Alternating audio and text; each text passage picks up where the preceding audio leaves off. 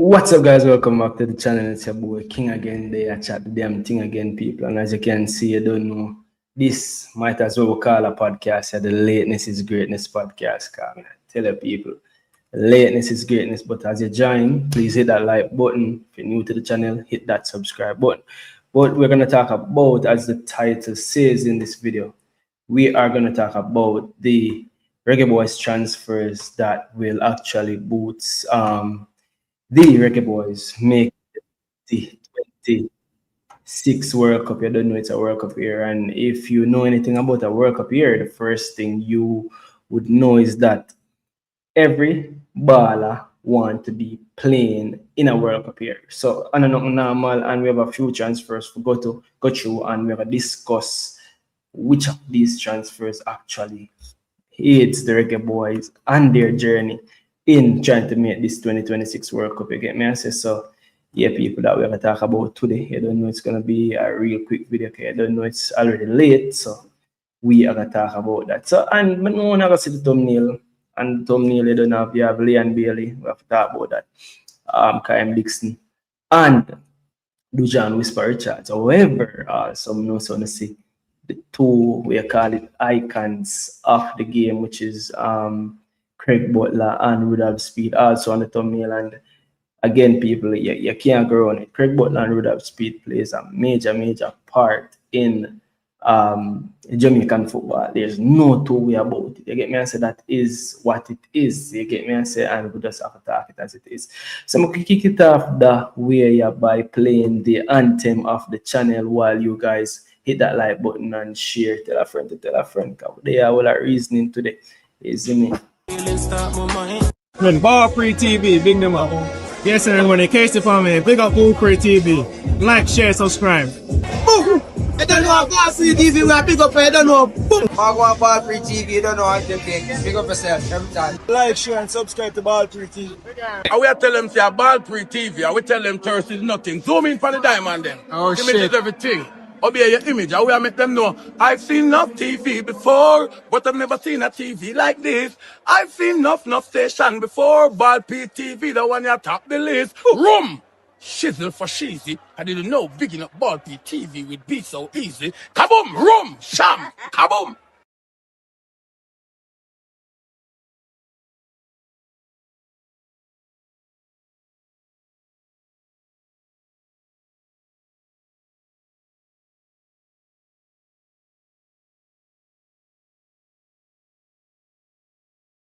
People they are mute and not even know. Yeah, we could discuss which of them transfer actually aids the Reggae Boyz and the journey to this 2026 World Cup. People, it's a World Cup year, so you don't know what time it is. So, we say Glina post this, and these are quote unquote the biggest transfers for the Reggae Boyz. Them, and we go through them individually. You get me? I say we go through them individually. So first and foremost, we see where Lee and Chippy Bailey made his return to Aston Villa. Is it a transfer? It's still a transfer. It's a transfer where he has gone back to his parent club, so it's still a transfer. He was on a loan deal at Roma, gone back to Aston Villa, right? No news. So again, we see where Butler came out and said, Butler say, yo, you may expect Chippy to return back to his peak, right? ABC, that's expected. You expect your agent to come out and say these things.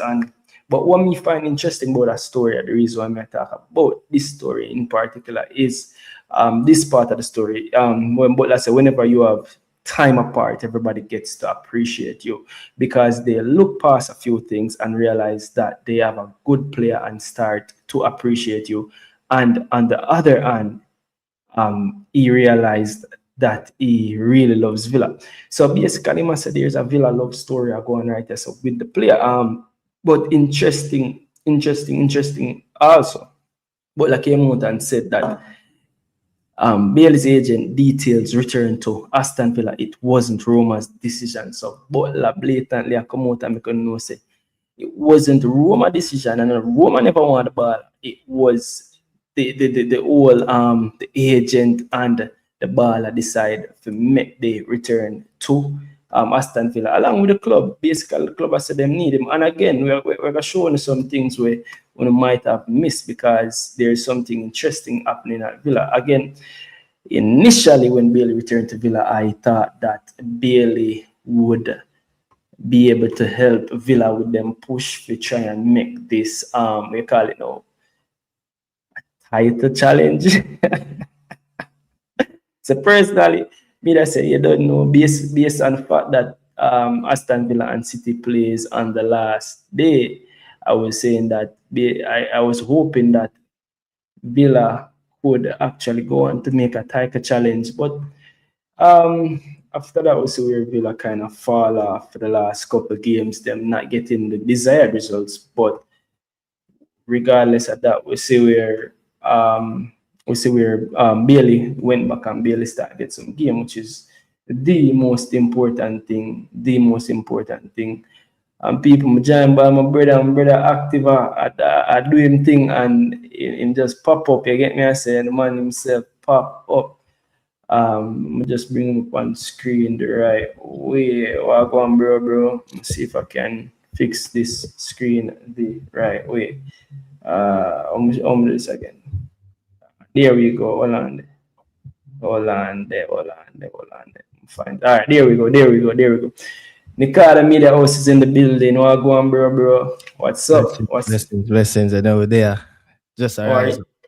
Just arise up. You know the thing that I heard. You know say that topic a year topic. So you know say you never da make that one you fly over. Yo, bless up to the ballpreetv family.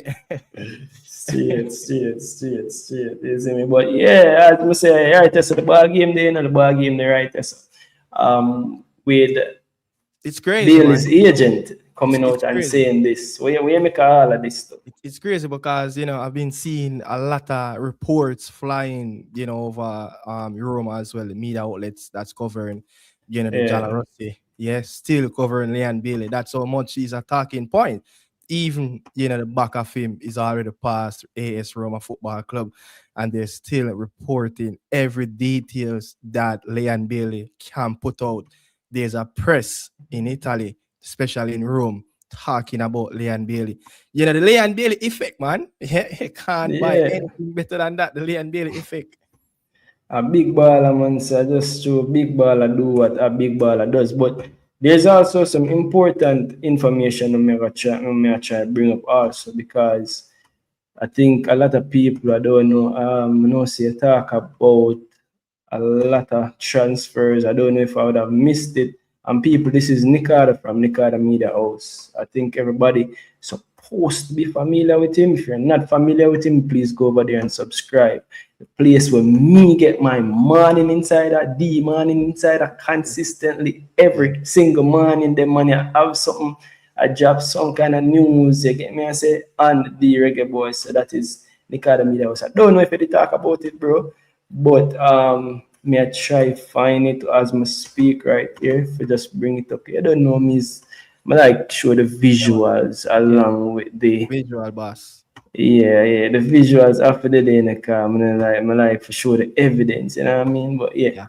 But as me just said though, Bailey was added to the European squad. It's Champions League squad, right? I think Bailey was added to the Champions League squad and the Europa League. The Europa League squad, yeah. I mean, I know why I think Villa they are play Champions League.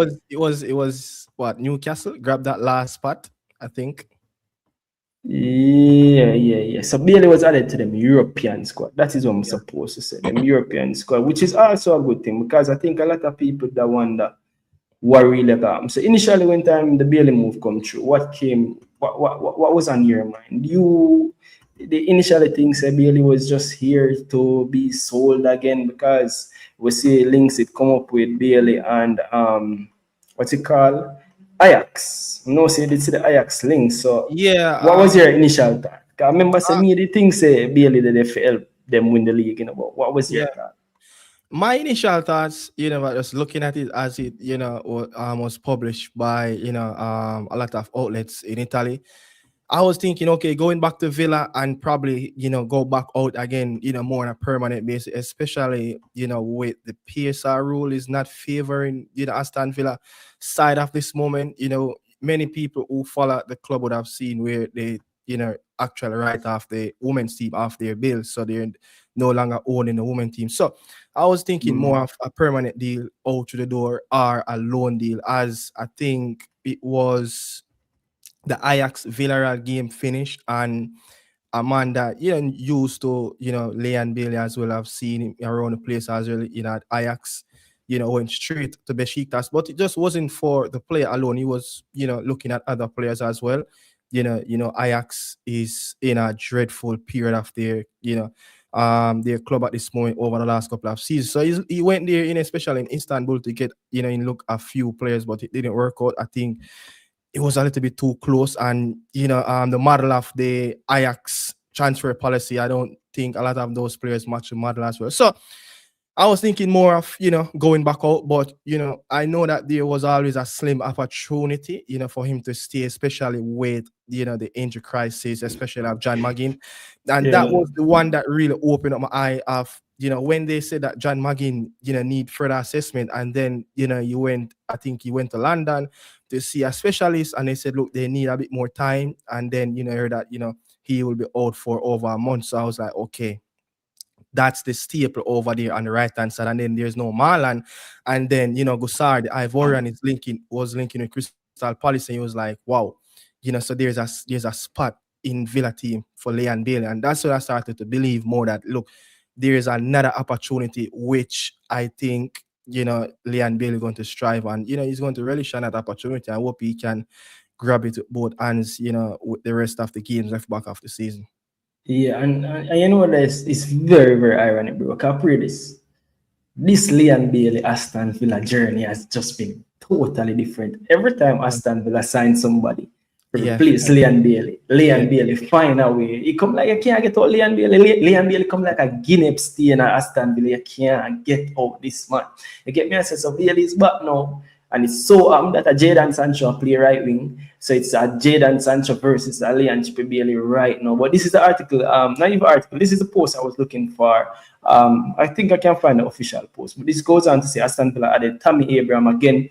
Then buy Tammy Abraham as a forward to come as come back to come be a deputy to Ali Watkins, or probably competition for places, and them add Tammy Abraham. Douglas Luiz again returning to the club, but it's ironic again. Say Aston Villa come like them can't look at them players then. Can't look at this. Tammy Abraham did play for Aston Villa. Douglas Luiz returning to the club. Bringing back Leon Bailey. Come like say from you go Aston Villa, you never go back. Aston Villa just the goalkeeper link with away for the last 2 transfer windows now. In the summer, I think it was away, and I think in the January period, it was the summer, I think it was United, and then when United by Lamens, it was in the January period, right? The Dutch goalkeeper. I think they did supposed to buy Emi Martinez, he didn't went, and they supposed to sell him on over the summer, it didn't went, so they stick with him. And I think one of the fullback, I think it was Lucas Digne, supposed to get sold in the summer, and they stick with him. So I guess there's something there where the players really like Unai Emery, very good coach, man. Yeah, but them just go back for them players. It seems like Villa is a club that like the players them what them used to. So so Tammy Abraham added, Douglas Luiz added, Leon Bailey was added to their Europa League squad. Again, remember, you can add players in the knockout rounds, and we'll see those players were added. Again, they spoke about Malen leaving, Gusand and Boubacar Kamara, who was injured. Those were removed. Avila remains in the squad. Avila's situation is very interesting as well. We'll see the coach come out and talk about that again. But yeah, back to the Reggae Boyz and how it affects them. So now, as I say, Bailey transfer was the first major, I would say the biggest transfer. Probably not. Probably one of the biggest transfer them for the Reggae Boyz. And as his agent is saying that his return to Aston Villa wasn't Roma's decision. Again, that one very interesting. And I could see it really pans out. I really wanted to take a look at Bailey minutes before we move on, but I'm not going to bring up the minutes them tonight because coming up, I never really capture it. So moving right along too. You'd say this is the biggest transfer. This is the biggest Reggae Boyz transfer of definitely the summer. Definitely. Dujuan Richards is all over the media. The first person I think I heard said this. Yeah, I think it was on MG. I think MG are the first one said this. Like, and then I start hearing more people saying it as well. But he was the first one I heard say this. Like, I bet in the near future, Leicester City, for now on, they will start to add more whisper pictures on their social media, handles of he will attract a lot of interest from the Jamaican fan base. The Jamaican fan base, we walk with every inch of where players going to represent for that club. And I saw something where they release abundance of training clips, pictures, and Whisper is the one who is the first slide. You understand? All right. So as you know, we have the images. You don't know, but the images there for sure the people. You know. Say the same way we are Pree. But when me want to talk about this transfer, again, see the transfer. For me, proud moment transfer. Fabrizio. Anytime Fabrizio posting that black, gold, and green, honest. Hold on it. Stay put. How many times Fabrizio have posted one of Phoenix players? How many times? Is it this the third time or the fourth time? Who's the four players? Isn't it Bailey and Whisper? No. I mean, how many times though? But I mean, it would have been Bailey and Whisper. But how many times he talk about Whisper joining Chelsea? Yeah. And he talk about Leon Bailey went to Roma. Leon Bailey, I think, signed for Aston Villa. So how many times though you have posts? So what are you trying to say? And Leon Bailey returning back to Aston Villa. Are you saying that Craig have a link to the great Fabrizio? No, but I mean, when you look, not every player managed to get featured on Fabrizio Romano page. That's true. And it's a proud moment, as me I say. Me see the black, gold, and green there. I'm proud. Bro, when you have Fabrizio posting the Reggae Boy flag as an emoji, like, that really moves something inside of me, like, yo, proud moment. Yo, bro, you know how many countries out there want to have this feature? Straight. This is millions of people, surfing on this guy Instagram page or social media pages. You get what I'm saying? So this is a proud moment. So yeah, and running it. Yeah, but big up everybody in the comment section real quick. As again, Zane, big up yourself. Big up yourself, Jordan in the building, Berlin in the building. Big up yourself, Fire in the building. Fire said I saw an article stating that Roma paid £3 million for Bailey transfer. Is that so? We have the man on the show. We can tell these things. Allegedly, I saw a report, that there was a transfer fee in that loan deal as well. So I'm not sure. I didn't really see it published by a lot of credible outlets, but it was surfing around as well. It was surfacing. Okay, all right. Hold on. Then let me see if it actually made it on any of these websites while we bring it up, because that is something we actually never look at as well. So we for actually bringing it up, something we have to take a look at as well to see if any of the media outlets them actually posted a fee. Because again, all right, so I'm not see a fee being posted on those websites. Yeah. Speaking of squad and who is in and who is out, I have a video that I'm going to drop probably around 1 p.m., 2 p.m. after the morning inside. Tomorrow, there's a Reggae Boy player that got omitted from him squad in England. I wonder who that people now wait till tomorrow to see that video. Reggae Boy player got omitted from him squad. Like after the transfer window finish, they will submit, like what Aston Villa did. Registered Leon Bailey and submit him and Tammy Abraham in the Europa League squad. A Reggae Boy player got omitted from him squad, so he will more likely be playing academy football. And he's not actually crazy. But me have an idea who, because there's not a lot of Reggae Boys in the Premier League, but it is what No, not in the Premier League, but it's in England. Oh, in England? Okay. Yeah, not in the Premier League. People will tune in tomorrow. Nick the Media House. No. But allegedly, though, yes, Boza get registered to the Tijuana second team, to accommodate, extra foreign spot in their squad. So And about Judge. stay tuned tomorrow. You guys Stay tuned. And in June, when I argue with the sauce, big up yourself, Berlin in the building, 876 Jamrock in the building, I big up Nikada as well.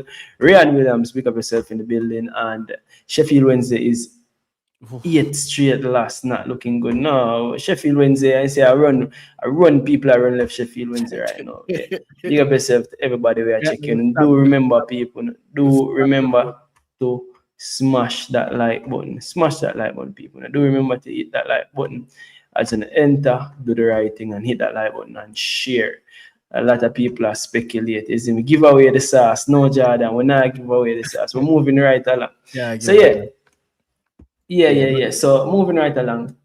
Fabrizio posting it. We are getting the whole timeline of this major transfer. I didn't do an individual video for them. Still have a video for them. And it don't matter, people. I do it because I know that sometimes people interested in things will just drop, and it's good for catching news when it just drop. I still have my opinion on certain things when I still have a drop. So big up yourself to everybody there. So yeah, hold on. I don't think you guys are gonna hear that, but we see it. What Craig Butler did say. So talking about the images, these were the first images coming out of Whisper going to Leicester. These were the first images from Whisper profile. I'm not sure if these were on Leicester's profile as well. Yeah, these are on Leicester's profile as well. So Leicester posted Whisper signing, but these are not the interesting part as yet, as when Nikada said, because you don't know, Leicester posted this. Watch this now. So again, it's good when time you can go on one site and see my ball like them.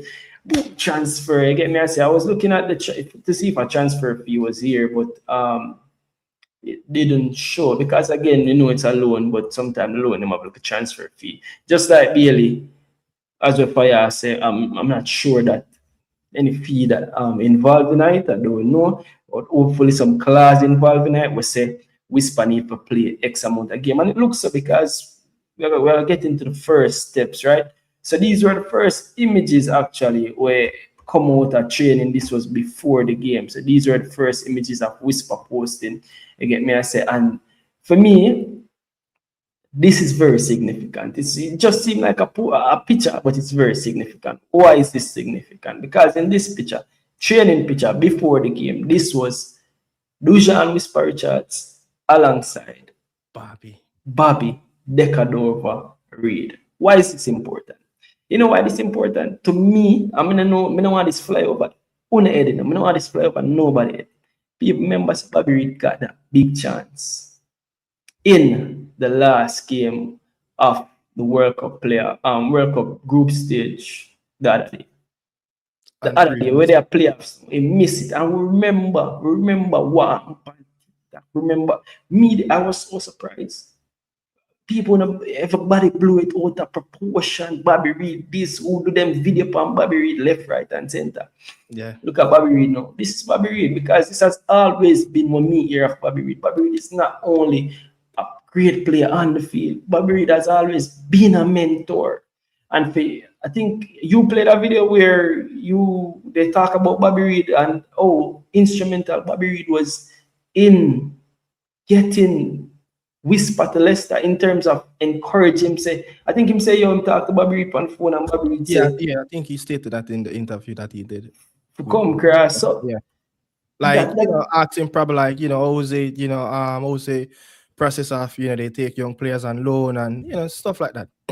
Yeah, so good influence. So this is Bobby Reed, and again, people, this is redemption. Again, the video is titled "The Transfers That Can Aid Jamaica Reggae Boyz Going to this World Cup." So we have a few things to talk about Whisper. I'm not talk about it from the same angles them everybody know. One, Whisper come out on an interview before all of this with Jeffrey at about 10 minutes when him get and me a chat iron for the 10 minutes. People know something like chat iron, but you said that 10 minutes something there, me I tell you. And everybody, Mr. Speed, you listen to that video, watch a video. 10 minutes, giving Whisper 10 minutes is a no. I'm no say that I get very, very delicate, because we know say the two camps them and this and that, and Mr. Butler did the pan Ryan show, and me no want that. every pride go aside right now at the betterment of the country. It's clear, say, Whisper, as it relates to players who have right now, are one of the best impact players. I know some him coach come out and say, Whisper coming from the bench can provide some impact, all of that. We see Whisper coming from the bench. But you see that something there, you see that 10 minutes something there, you see that Whisper will be one of the most important players them coming March. I want everybody listen to me and listen to me carefully. You see that Bobby Reid, Whisper playing in a one team here, because again, to me, Bobby Reid start number 10. And if Bobby Reid start number 10 and can build further chemistry, right? So with Whisper at the club, a two player, this a one club, a build up a level of chemistry. This only bodes well for the national team. Nobody can tell me no. You get me? I said players playing together day in, day out. Remember, you can't really have that at the national team. When the national team forward, it's just a few minutes. You get me? I say it's just a few days, but for saying that minutes, just a few days you get together. So this important for the Reggae Boyz national team. So it's how you go about nurturing this and harnessing this. You get me? I said that is gonna be very important. So that image there again, and then we see Bobby Reid return the favor, posting back the image, and again with the hands them so agreeing Whisper. So you can see it again. Now this is what Nicard is talking about. So let's start talking about Whisper saying Dujuan's really exciting with pace, power out wide, and a bit of armor left foot. I think Nicard posted this video when the coach actually spoke about him. Armor left foot, he can come on and change games, offering something a little bit not many different. times, you know, King, not many times I hear coach really speak on a player ability of striking the football.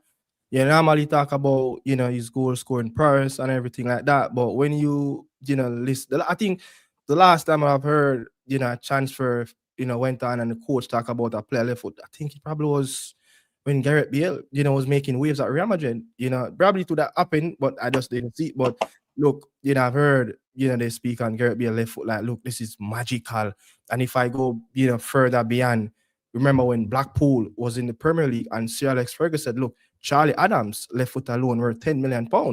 You know, so you don't really hear coaches speak on, you know, player ability of striking the football, but it shows you that, listen, man, once you know, a Phoenix player, you know, that is a part of, you know, you going forward, and that will be a trait that, you know, you will use as a deadly weapon going forward, left or right. But my goodness, man, can't wait to see that left foot unleash at the power of Dujuan Whisper Richards. Hopefully it will be on Tuesday versus the Saints. Yeah, and again, a few things about this. The coach coming out and talking about his hammer left foot. You get me? I say pace and power out wide it clearly, and it shows in its first performance to show where them really plan to use him. Also important to notice that when Whisper was talking about his role, them asked Whisper where his favorite position is, and some more address, because me a reason my virgin about it, and Whisper say his preferred position is he plays the number 7, and he can also play the number 9 and the number 10. And a lot of people get it mixed up to think that number 7 is left wing. Number 7 is not left wing. Number 7 is right wing, which is his preferred position. Yeah. But I realize he never really mentioned number 11. You get me? I say, and again, I know see a lot of people not so but is what's that a number 11? But is that strategic with Whisper saying that he plays the number 7? It is. I'm trying to get say yes, I mean want to play. You could have easily said the right wing, but you know, just that probably like a fly off a lot of people head by just, you know, say a number, you know, going to represent that number that represent the wing. Yeah, because a lot of people, as I tell you, a lot of people don't know say number. I play the number 7. Remember, you know, these days, the only thing we know about number, you know, is 2 numbers people know the most in a football is the number 9, which is the centre forward, and the number 6, which is the all-in midfielder, and the number 6. Say number 6, I think that's a new thing. Sometimes mixed up the 11 and the 7, you know, which wing it's that number represent, the left or the right.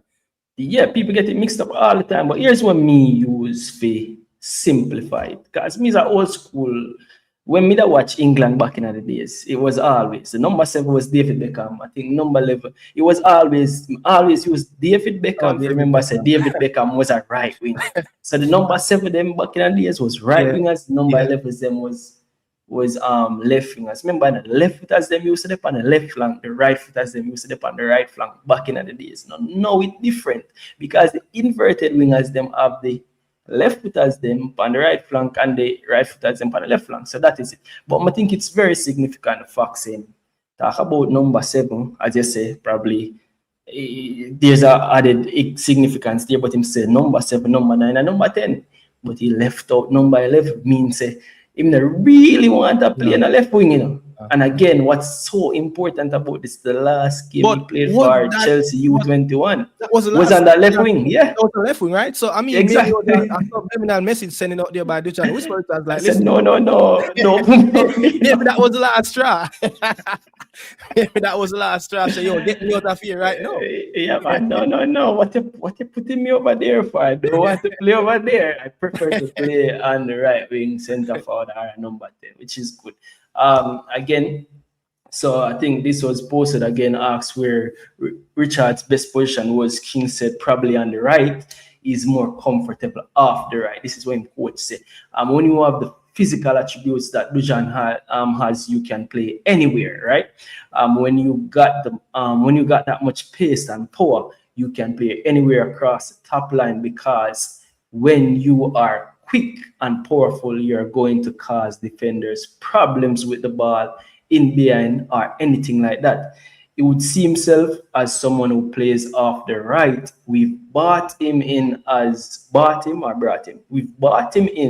someone to play in that position, but also someone who can operate anywhere across the front line and give us a bit of variation as well. So this is a coach speaking about whisper play. It's definitely off the right, him see himself, but as him say, pace and power him can play anyway across the front. You know, again, weekend gone, and again, big up Chorus for this. I say Chorus every weekend when I say Chorus Instagram. Big up Chorus always there. Chorus post. You see the boys them. You see in this region, especially us as content creators and the fans, everybody have played them part. Chorus have played them part. Everybody, you know, the fans them watching the games. I just saw Jamrock talking about, I don't know if it was Jamrock. Yeah, it was Jamrock, 876 Jamrock talking about Sheffield Wednesday captain. So the fans have been instrumental to every God almighty thing around Reggae Boy football. And he's talking about Gary Bannon, which is not a Jamaican, but he is the captain. Was the captain for Sheffield Wednesday. You get what I mean? So everyone, you know, around the space, they are playing their part massively, and I have to shout out to everybody. You get what I say? So we are a big happy family doing our work, individual work. You get what I mean? So Chorus, that's his part of the job of getting, you know, the squad lineups up and identify, you know, who's Reggae Boy and who's not. You get me? I say? So big up to him as well, but big up to everybody, you know, who are playing part, supporting the boys, you know. Yeah, and also on the live stream that it did over by 433 Pressa, big up Pressa as well, and I think it was a giant live stream with Pressa and Gunners podcast. In the comment section, there was a Leicester City fan all the time. There was talking about Leicester. I think it was Gianni. Yeah. He was like, yo, big up Jamaica, and Jamaica always I give well to Leicester, and them captain fantastic again. Wes Morgan him bring up. So this is somebody where Jamaica have history with Leicester. So and I just know the Leicester history and Jamaica forward no people. So yeah, big up Chorus posted this lineup. This was the lineup for Leicester City game. On the weekend, we see where Bobby Reid started, and we also see where Whisper was on the bench. And if you're like me, that morning I had like 4 screens on because I was watching Premier League. I was watching Premier League. I was watching Championship. I was trying to watch Aston Villa game. I think Arsenal was playing, right? It was Aston Villa, Arsenal. Arsenal was playing as well, yeah. Arsenal. Leicester. Yeah. I think it was about 4 games. You have to have beer screen and watch. I have to say this as well. You know, not Paramount, you know, Peacock kind of helped me out because they have this goal surge, you know, goal rush where it helped me. to see all the goals flying. The the 10 o'clock games, in the Premier League. So I had the opportunity at one point, my computer playing like 3 different games. I mean, I had 3 different artists at one point. I mean, I have, my 2 phones watching this, watching that. So it's, it's just weird sometimes. Like, yo, can your brain take so many pressure?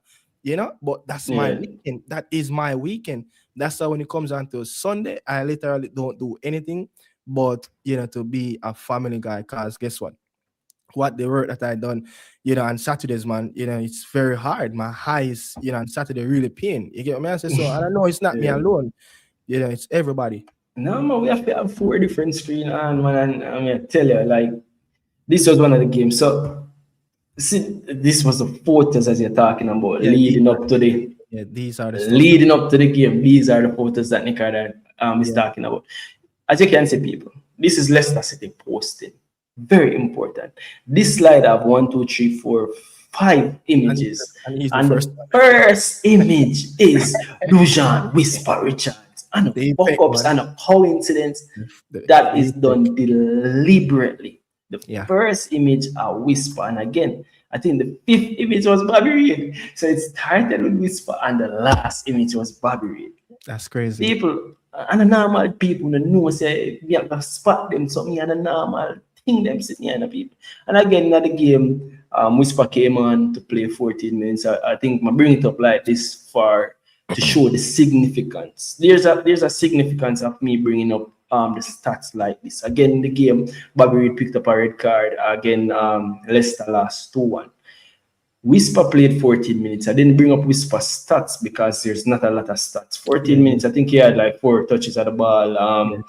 But the important stat to look on your screen is this. So Whisper would have played 90 minutes for Chelsea U21 before the Jamaica international break. 90 minutes U21, 24 minutes and 13 minutes for Jamaica, right? Then he was on the bench for Chelsea U21, 45 minutes, not in the squad, 29 minutes in his last game on the left wing, and then he got his move to Leicester. Now, the importance of this is that me believe, I know you believe, I know most of us believe that based on listening to the coach, I think the coach have a plan for Whisper. I think that you can expect there's a lot to of get details, consistent minutes. There's a lot of details when he mentioned Whisper name as well that he gave that look. You don't really hear coaches said, "Oh, youngster, you can come off the bench. You would have an impact off the bench."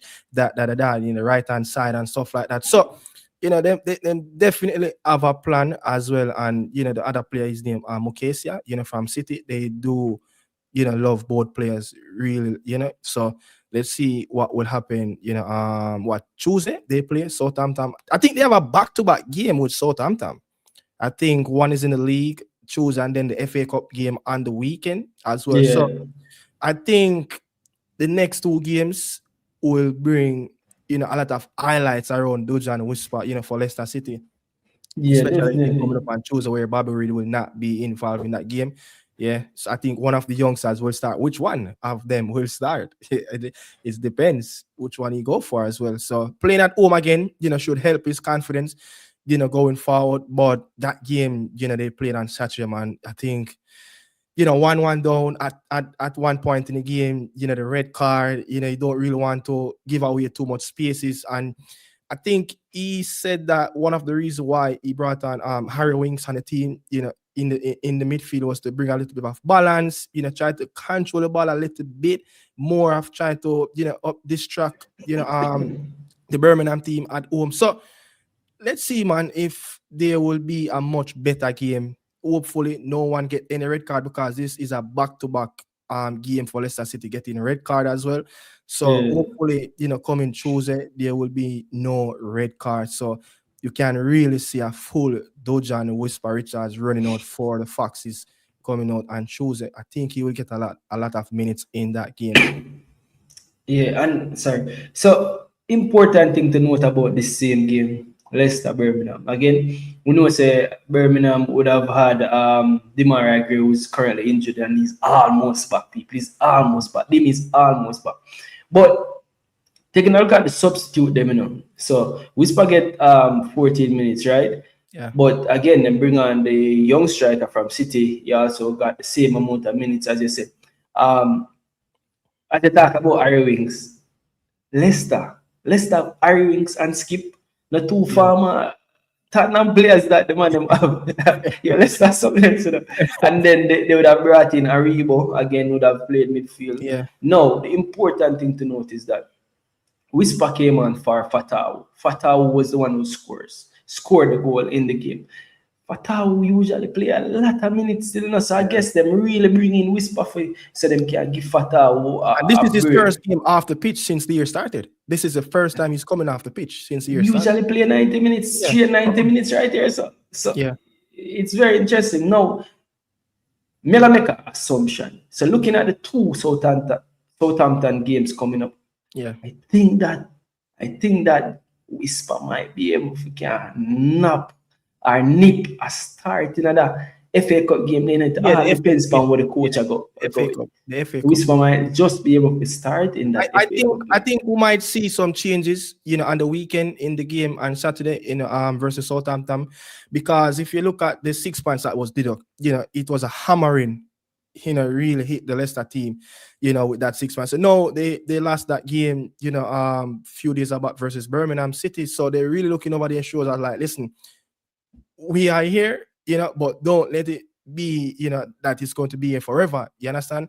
So hopefully, you know, they will be focusing more on the league, which I think they're going to do. I don't think they're going to use the FA Cup as a priority at this moment. It is more remove themselves, you know, as far as possible from the relegation battle, because I think over the last, you know, 30 years, it's only been one time this club have went to, you know, the third tier of English football. You know, they've always been around the second tier, you know, so they don't really want to go down there. So I'm hoping that, you know, they don't drop down. Leicester is too big of a club in the last 10 years to drop down into League One.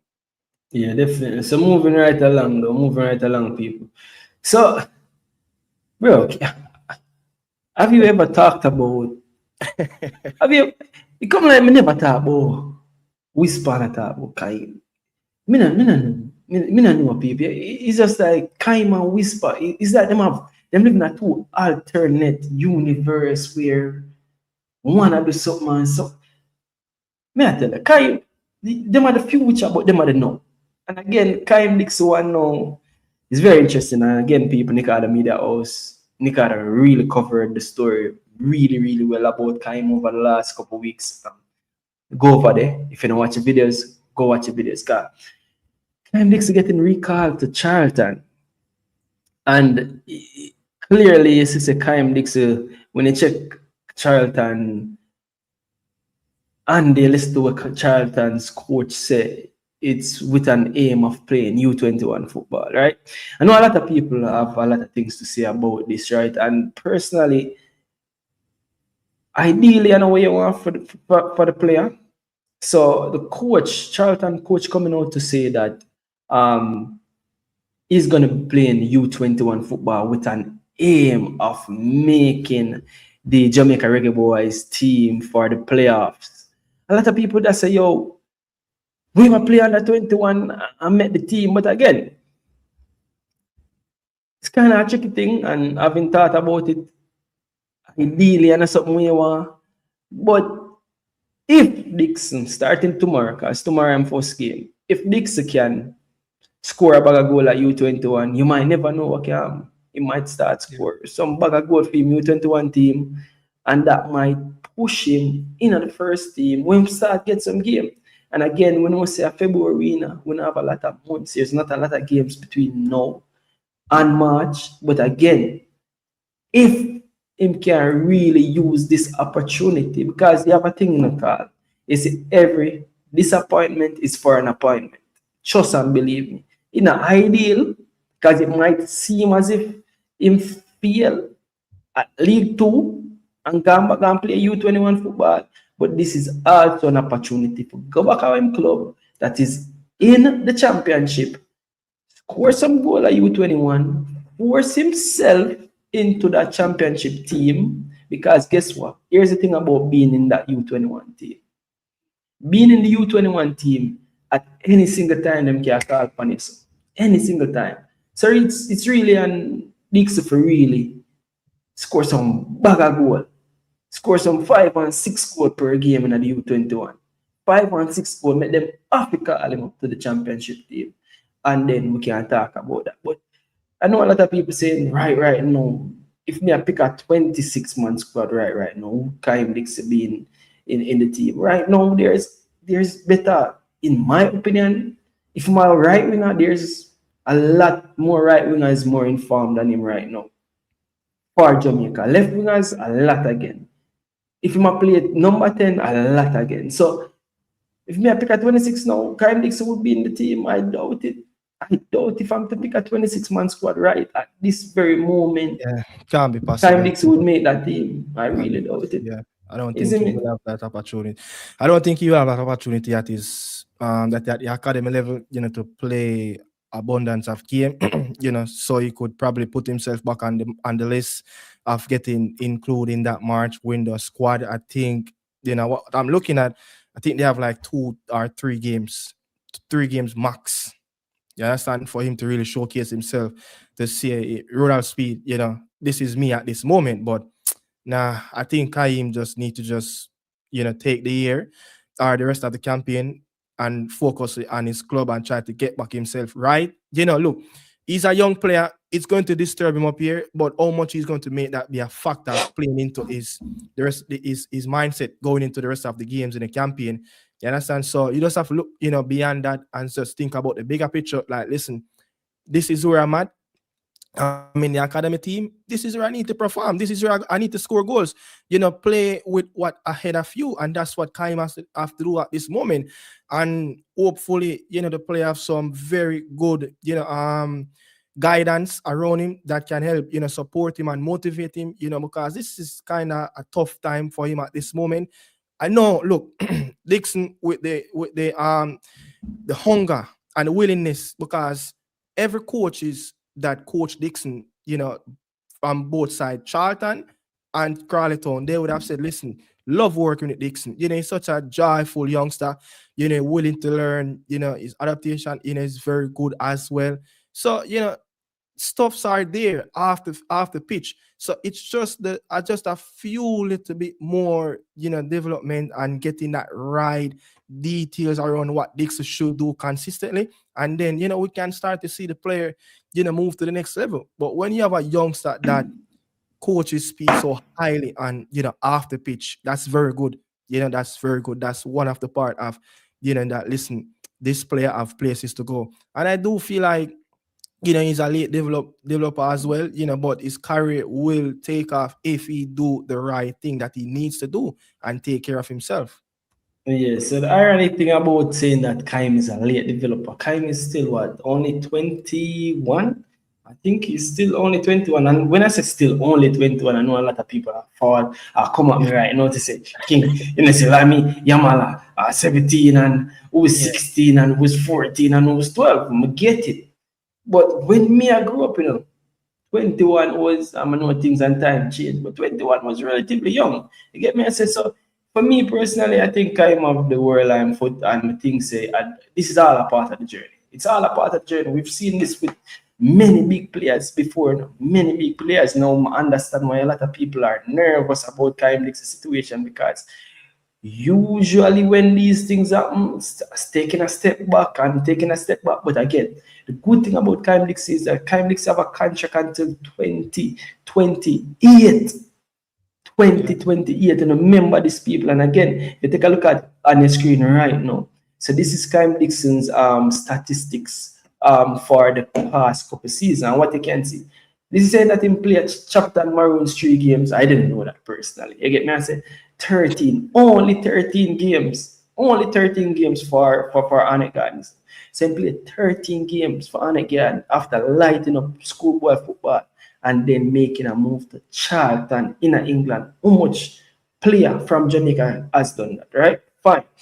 3 League One games last season for Charlton Athletic. 3, you know, only 3. And then this season he has played 16 games and in Crawley Town and just have the 1 goal and 1 assist. Now, also hear him coach talk about just the 1 goal and just the 1 assist, and he need more goals and assists from him number 10 or him creative players and him attacking players. Me hear the reason why him say basically them cut ties with him. But again, people want to do no dash away. This is all make a step on Kaheim Dixon. What? No dead, no dash away. Kaheim Dixon, the world line feet said we are 21-year-old, anything's possible. So I could see where his career become. Moving right along. So Charlton U21 actually have a game tomorrow against Watford. I know enough people are saying, King, where you show me U21 game, I don't want to see it. Just like how we're excited to see Whisper and everybody else, we need to keep a track on Charlton U21 games because again, if Dixon starts score a bag of goal, I can't tell you this now. Let me tell you this, and this is me personally. Dixon have how much more game for Charlton U21 until let me just check. Yeah, on your screen, you know, this is 1, 2, 3, 4 games so far. This is 4 games. He have more than 4 games. He have about 10 games until March. If Dixon find 20 goals and then 10 games, they could have U21 or more. You know. Me, I can say Dixon for the United. U21 or not. If Dixon can score 20 games in a them 10 games. But look, you remember Roda Speed need I think what 3 weeks before game kickoff, you know, to really have the window for, you know, the submit the forms or letter or whatever, you know, get the player, you know, that they will get invited to the national team. So I don't think he will have enough games, to be honest. I don't think. But I mean, let Dixon go and build, you know, down a Charlton U21 and go and chill out and put in some work and start to score back some goal.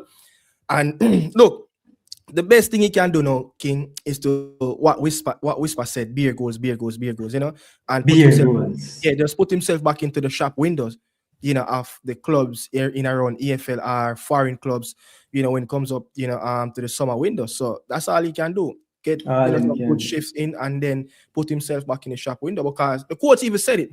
You know, the top League One teams are coming for Charlton Athletic, you know, players, the young players and the players that were not getting enough minutes. So that tells you something about the club academy, you know, quality as well, and the players that who are not contributing enough, you know, especially not getting the minutes. So that tells you that, you know, they have, you know, a very large squad, you know, Charlton Athletic. So the gap for make mistakes is very small, because once you make a mistake, you find yourself out the door. I think that's how Charlton is moving at this moment. That's like stuff. But I could say, and again, it's so ironic that Harris Campbell, usually a 90 minutes player over the last couple of days, our last couple of games, he has been coming off the bench. He has been on the bench a lot. So again, probably Dixon can find himself somewhere right this compete. Let's see how it goes. But moving right along. King, hold on. But I don't think Dixon register as a first team member at Charlton Athletic. Yeah, but I don't think, does it really matter? I don't think it matters. I think you have to submit a squad to the EFL. As we say, a Reggae Boy player got omit from a squad, so again, at 25, I think it's a 25-man squad you have to submit to the EFL. So if you're telling me that you can't just plug and play any youngster from your U21? Me no know about the youngster as well. But because me say the Reggae Boy player got omit from the squad and is that you can register like 25 man. Yeah, on the EFL system. I don't know, man, but yeah, that one never be interesting. But interesting. Moving right along to Kaheim, you know. So that one is very interesting, Kaheim Anderson. So we'll see where Kaheim Anderson moved to Blackpool, right? And again, there's another interesting thing going on with the move here. One, it's in League One. So Kaheim Anderson again moving from Charlton. Again, people Charlton are going back, appear Charlton are going with a bag of things. So Dixon got back to Charlton. All right, got from Charlton. So people, I can't make this up. So watch this up, people. Watch this. So remember again, Charlton is in Championship. Blackpool is in League One. Now, the interesting thing about this Kaheim and this move is that for Kaheim and this best position, me ask you this. What's Kaheim and this best position? Because we always have Kaheim and this to be the next, the number 6, Isaac Hayden deputy. But last couple months, them I see Kaheim play. I see him play 10. I see him play wing. I see him play center forward. I see. It's crazy. It's crazy because it's crazy because one of the games them watch on Paramount with Charlton, and he was playing as a more advancing player, more advanced even than the 8.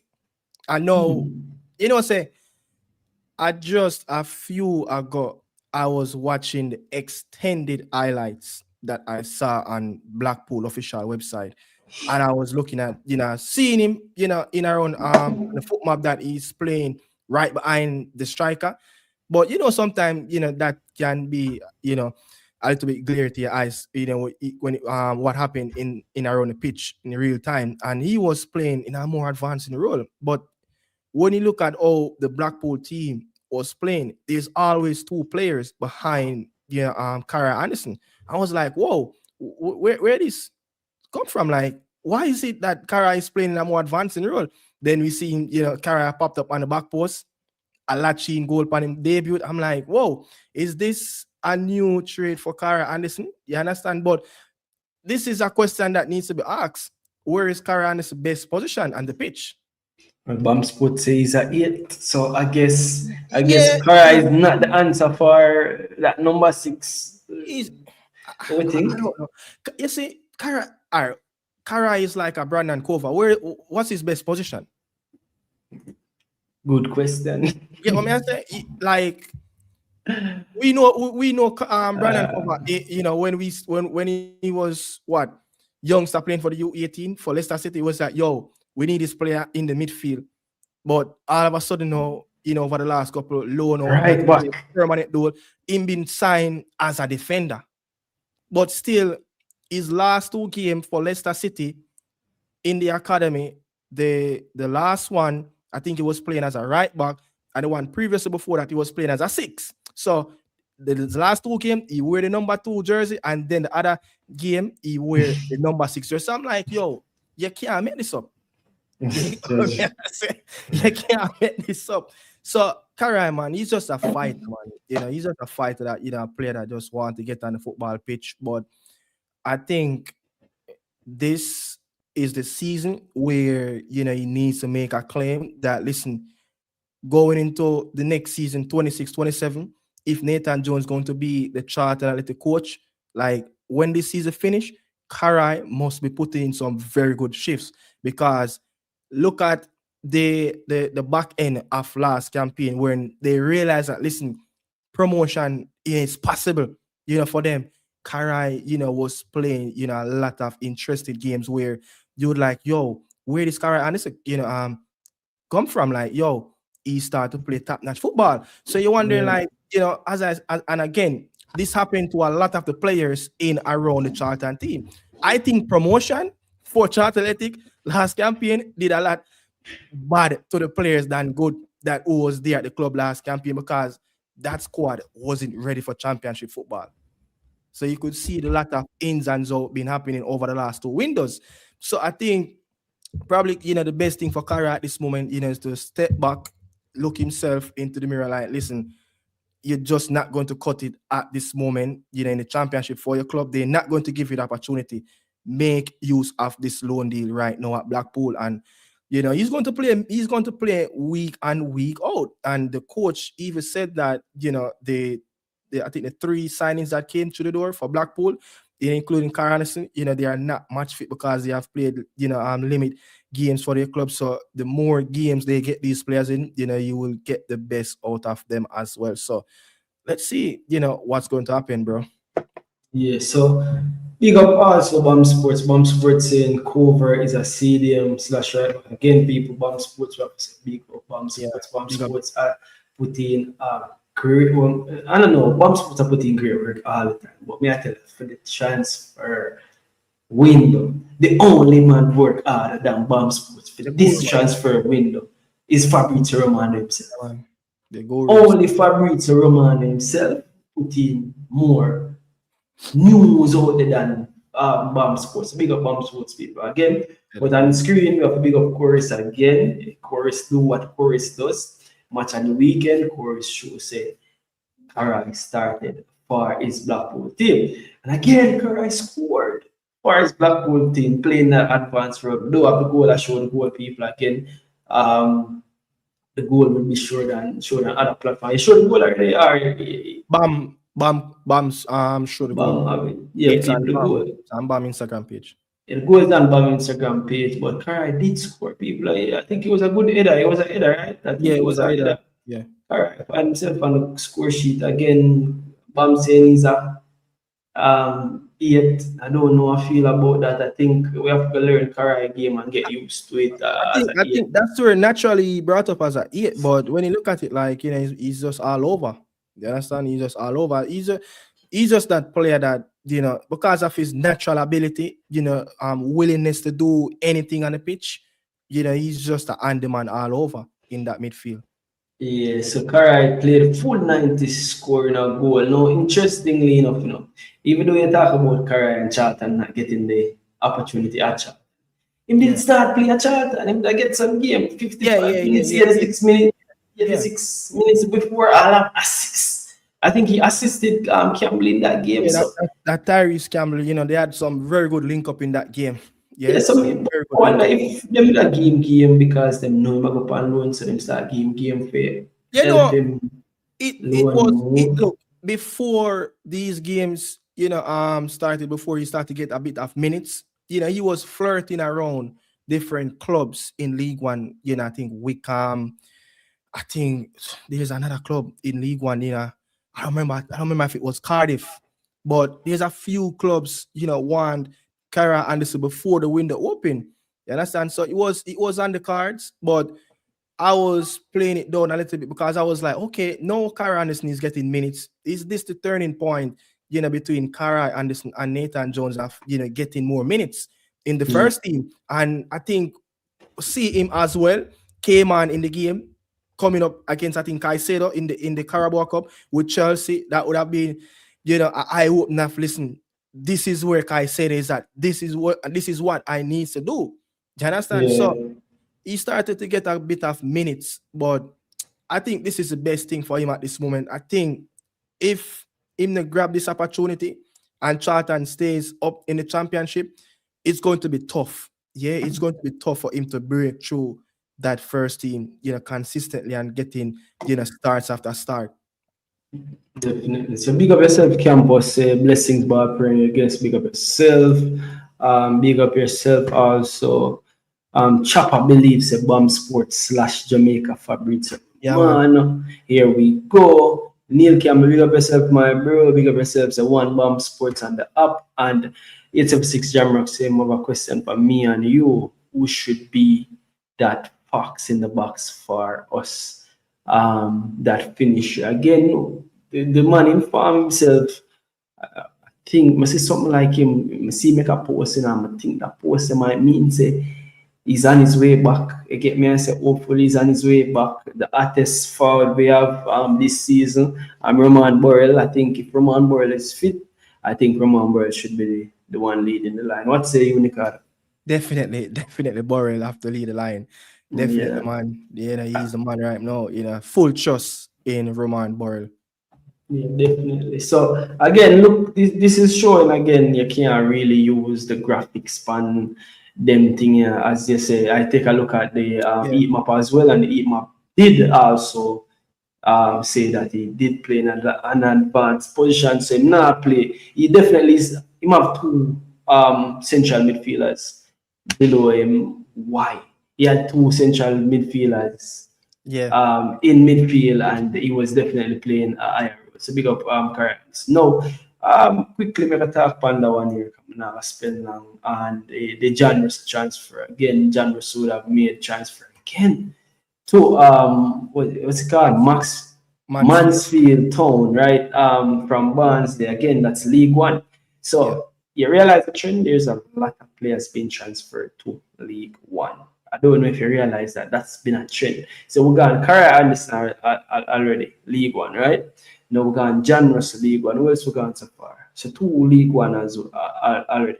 So Mansfield Town, again, would have been on the bench for his game yesterday. It was yesterday. He would have been on the bench when I take the screenshot. Yeah, he didn't play over the weekend, John Russell. Yeah, he was on the bench yesterday. The ironic thing is that before that, Mansfield Town, this is saying that he did play 72 minutes and 45 minutes for Mansfield Town so far. Yeah. So I guess John Russell will find himself in a league one. Again, now moving right along, look at this again. Casey Palmer making a transfer to Luton Town. Where? In what? League? Which league again? League One again. So a 3 transfer this not a 3. League One a 3 midfielder. So the midfielders then is moving to League One. Again, I wish this was League On. League On. League One. It's not League On, it's League One. Because again, we know a League One we call French League, you know. We call French League League One. Apparently the French them say a League On and not one. You see me? But we wish this was League One, actually French League One. But because here's the reason, you know. Again, me knows a League One, good quality league. But remember that the criteria requires top 20 leagues in world football. Again, when I work about these players, because them players have the grandfather rules. We not work about them players. But again, 3 players that League One. Madness. 3 players League One, 3 players League One so far. So Casey Palmer making the move to Luton Town. Again, we know that Luton Town would have dropped from the Premier League, then dropped from Champions League, back to back like Drake. They went back to back. Yo, you get me? I wonder if Jordan. Leicester face the same thing too. No man, Leicester got stay one. Dujuan Richards I got fire Leicester and Leicester got steal. Nobody know them know. So no, I don't have the highlights. I wish I had the highlights for Casey Palmer in this last game against Bradford. Let me tell you some people. We didn't need to go check out the highlights. Me I tell you, the ball are raw leather in a League One. This is the Casey Palmer we need. And what is so good about this move to Luton Town is that look at the minutes. Look at Casey. Now he want him become a starter and he might play over 70 minutes every game. 77 minutes, 76 minutes, 89 minutes, 90 minutes. And again, the game before this, him draw a red card. The game before this, him draw a red card. And I tell you, another game against Bradford. You know, go check out the highlights. When the man are real leather people. This is the Casey Palmer with. And Bradford is no joke. You know, Bradford is one of those elite club in League One where, you know, they have been fighting for promotion, you know, knocking on the door to come up the championship. But they are one of those clubs in League One that, you know, are very good this campaign, very good. And to see Casey Palmer really shock them off, like, listen, you know, man and boy are 2 different levels. Understand? Yeah. Is it? So, I mean, who is the coach? For who? Luton. Jack Wilshere. Yeah, Jack in the back. Yeah, so I mean, probably the Jack Wilshere syndrome rub off on, you know, Casey Palmer. Remember that famous game that Jack played in the yellow jersey at Camp Nou versus Barcelona? I think was that game. Yeah, so yeah, maybe that's the Jack Wilshere syndrome really rub off on Casey. But I mean, we have always said this: when players really can't find them feet, you know, in championship football, it's no shame, you know, to even drop down lower, you know, for a 6 months period, find back yourself, you know, find back your fitness level, find back the confidence. Because, you know, as a midfielder, you know, if the confidence is not there, it's like you don't really want even to show up for that football because the touch is just not going to be there for you. You understand? Yeah. So you need a bit of confidence to be on the ball because to do what Casey did, you know, against Bradford, you know, it's no joke, man. And at times I see like 2-3 players around Casey Palmer. He is a well-marked midfielder, you know, in League One football. They know him. You understand? And I think this is the first time Casey is dropping down to the 3rd tier. Yeah. They've always flirting around Championship and Premier League. Yeah, and what's important in is what you're saying, because again, you'd have covered this transfer where you talk about I think you played the Casey Palmer interview where you Yeah, talked yeah, about yeah. going back Going home, back home, yeah, family, being close to family and all of that. So yeah, he's yeah. in a comfort zone. And I think I did ask Crystal, because when I read it, I asked Crystal, how far is Coventry from Luton Town? And she's like, it's a driving distance. So at least the player can accommodate, his kids, because you talk about, bringing them to school, Yeah, pick them up. But look, these things are critical, in around footballers' life. Some players can cope without their family, but players, they have to cope with their family, because probably Casey Palmer was, I'm not using this as a scapegoat for why he wasn't performing well at All City, but again, maybe he was a little bit homesick, missing his kids.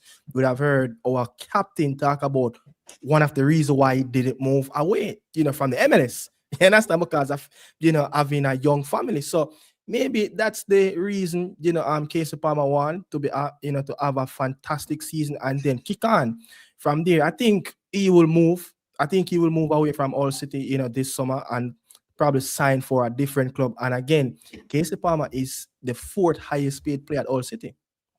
yeah, definitely. Hansen, our players really have to step up and train harder so that the clubs from good leagues will want them. Yeah. Too many of our players playing in these low level bush leagues. Again, it could have been worse. It could be better, but it could have been worse. And so some look on it. Again, for me personally, looking at Casey Palmer playing minutes, competitive minutes in a league like League One, playing 90 minutes, 89, this can only benefit the Reggae Boys. You get me? I say playing this consistent level of minutes, this level of competition. Again, it's not Champions League, it's not Premier League, it's not League One, League as I said, but it's still League One. Still, You can say league throw. That's what they say three in French. League throw or tour. so it's still a high level enough, because I think League One rank. All right. I don't remember League One Let's, ranking, but I know let's League have a One rank. conversation, right? Let's have a conversation. All right. So me and you and friend, after you're talking about at one point a match day in the Champions League where the US men's national team have like between 7 to 9 players, playing that match day alone in the Champions League. We cannot match that. And the Canadian team surpassed us now with players getting into Europe, right? Look at Panama, the Honduras, the rest of the teams. Don't even mention Mexico. Mexico, the Liga MX is tough.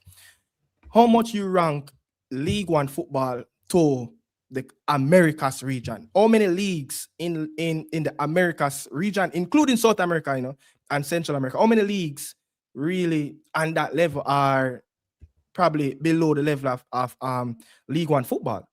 And look at the players playing for the respective Central American teams and the Caribbean teams.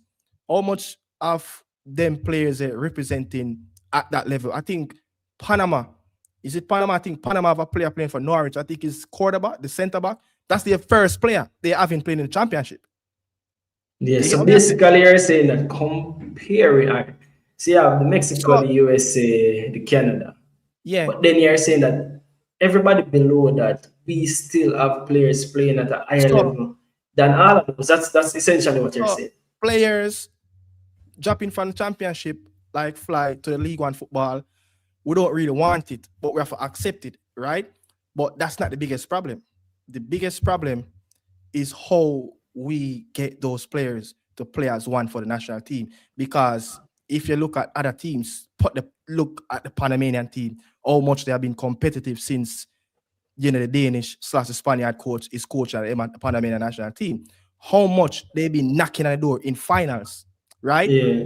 When we went to back-to-back Gold Cup, just check the players playing for a national team and what standard they are playing right now. So it's similar. It's similar, right? But what needs to be happen, something drastic needs to be changed in the national team. Because you cannot tell me that you have different national teams in Central America manage to get a better morals of players or the squad morals or the chemistry together Yeah. Honduras team, majority of their squad are local players playing in Honduras. But they manage can punch in certain tournaments. You get what I say? Yeah, but here's the important thing though. As we say, how many minutes the Curacao team players played since August until November window? Not many. The Bakuna brothers, they are struggling in Turkish league. Yeah. And here for minutes. You get what I say? But the point we're making, is an important point, The part we're making is an important part, right? However, I think one of the excuses or one of the reasons that we're giving is that even the players them who have never was playing consistently into them club, which is also was facts. So that's why a player like Casey Palmer making this move in this World Cup year, becoming back a starter again, playing majority of the minutes them, irrespective of it not being Premier League and being League One or Championship. It's still, as you're saying, compared to everybody else, if you take out the USA and the Canada and the Mexico, which we are striving for, we are aiming for. But even if you look at it now, because I have a series of videos coming up, and the left wingers, right wingers are coming up attacking midfield, central midfield. They are coming up. Researching central midfielders, number 8s, what you're finding is that there's not a lot of options out there regardless. So if you take a look at Premier League, I know that people have the names like Josh Laurent, say him have some, but me personally don't call those names because me can't see where the proof is. I know I'm Google it, say them have parentage, but we don't know where the parentage is. We don't know the linkage with that. No, if you take a look at the one outstanding name you have in the Premier League as a central midfielder, that's Aaron Ramsey. But you don't have a handful of them. You don't have a handful of them in the Premier League. You don't have a handful of them in the, if you say, no, if you want to go to the champion, you don't have a handful of them. So at the end of the day, as I said, Luton Town, League One, Casey Palmer, playing consistent football should be good enough. So as long as you have a fit and fire in Casey Palmer, in my opinion, Casey Palmer can add value to the team. I'm happy to say Casey Palmer is playing. I'm happy to say Isaac Aid is playing. I know say he's playing because of an injury to Varane for QPR, but they are playing. We need them for play. We need them for play and we need them for fire. So making this transfer to Luton and getting these minutes bodes well. Moving on to here, boy. Moving on to here. Moving on to here, boy. Mason Holgate, people. Mason Holgate. Jaja, you. What can we say? Let's start with the transfer. So we see Mason Holgate making a move, and for me, people that want to hear it's very, very interesting. A very, very interesting thing now. So Mason Holgate is currently with a team called How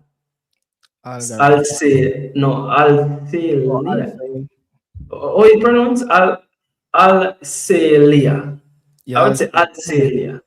That's how it pronounced to me. So Mason Holgate made a loan transfer from Algarafa to Al-Celia. It's the same league. It's the same what do you call the league? Qatari Stars or Super League, something like that. Yeah, I like to say Qatari. Qatari Stars League. Top league. It's the same Qatari top league. It's a top league in Qatar. Same league. However, again, and big up Nika, tell you, bro, the work we have put in. Remember the video that you did on Mason Holgate when you link the journalist, you talk to the journalist and him explain about the quota system, the famous quota system that they have over there in Qatar. That is not me. A famous quota system over there where we make Mason never that place. So look at this, very interesting. You know, so when I look at this, bro, I'm confused because I say Algarve and I'm like, what? Algarve? You know, just left Algarve? He played against his former team. Is that in the contract? If him just played against his former team, I don't know. So very important, people. Very important. So Mason Holgate making the transfer to his new Al-Celia team. Alright, so when he was at Algarve, it's so ironic that the last game he play for Algarve. It was a Stars League game. Remember, this man couldn't get a game in the league. But before him go on loan, him actually play 90 minutes. Very interesting. All right. So when me see that, I said, wonder if the ball like a start play again. Boom, him get a transfer. Get a transfer first game on the bench, second game on the bench. Me I said, well, on this is why I get transferred for play them game. So I was a bit confused. Them two game here is still on the bench. Yeah. And then we finally see him play 90 minutes against him whole team again. So hopefully this is a starter. Mason Holgate actually playing 90 minutes again because we need the ball the more they play. What do you make of this? I think this is a big mistake by Mason Holgate and his camp. You know, we beat Shaman Nikosnaf moving from Belgium to Russia, and from Russia, you know, he went to Mexico. I think he needs to get a lot of criticism as well about this move, because I think before the Alcea move come about, yeah, he did an interview with one of the journalists that work for Talk Sports, and he was like, listen, I miss that feeling how the fans, you know, in England engage us on the pitch, how they criticize us. And he was like, yo, he used to look at it the other way of like, yo, why they are always criticizing us? But no, when he's away from England, he realized how much, you know, that means to players as well, of how, you know, the fans get the best out of their players.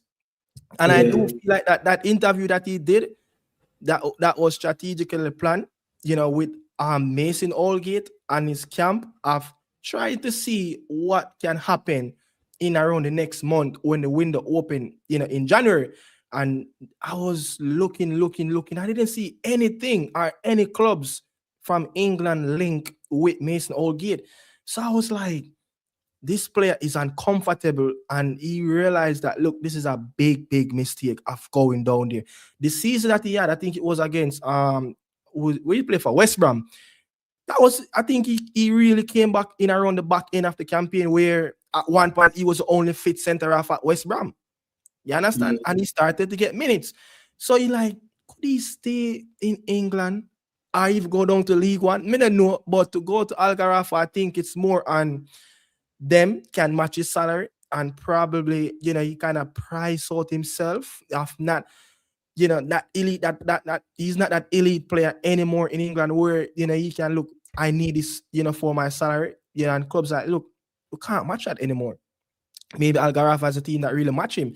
And I think, I want to say it, but I think he's like earning like between 2 to 3, you know, millions pounds a year at Algarve. Yeah. So he's one of their top foreign earners, you know, in the club. And for him to go there as a very good, you know, brand name, Mason Holgate played so Premier League proven, and then a quota system, a fight. And when they look at the players, you know, who are foreigners, registered as foreigners in that Algarve team, like, who are these players? You get what I say, bro? Who are these players? So you really kind of looking, and then now he transfer from a team that's fighting for the title to a team that at one point was right down on the surface battling for their life. And like, no, Mason Holgate career cannot take a big twist like this. And I think we need to criticize this move so much, even like how we ask questions around Boza transfers.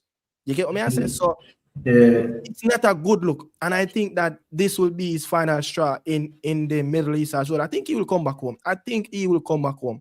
You can't, you know, more of, no, bro. Him even say it in the interview, like, you know, yo, I kind of miss home a little bit. You understand? And time difference of talking to families back home in England to the time difference in or over the Middle East, it's totally different. So he has to be staying up late at night. And I know I might stretch off topic, but let me just say this as well. There's a player that was at Dixon Club, Crawley Town, who went back from Crawley Town to Orange County in the USL, right? You know, the coach said why he left? Because he cannot find the time and adjust his schedule to talk to his girlfriend. So he has to go back to California.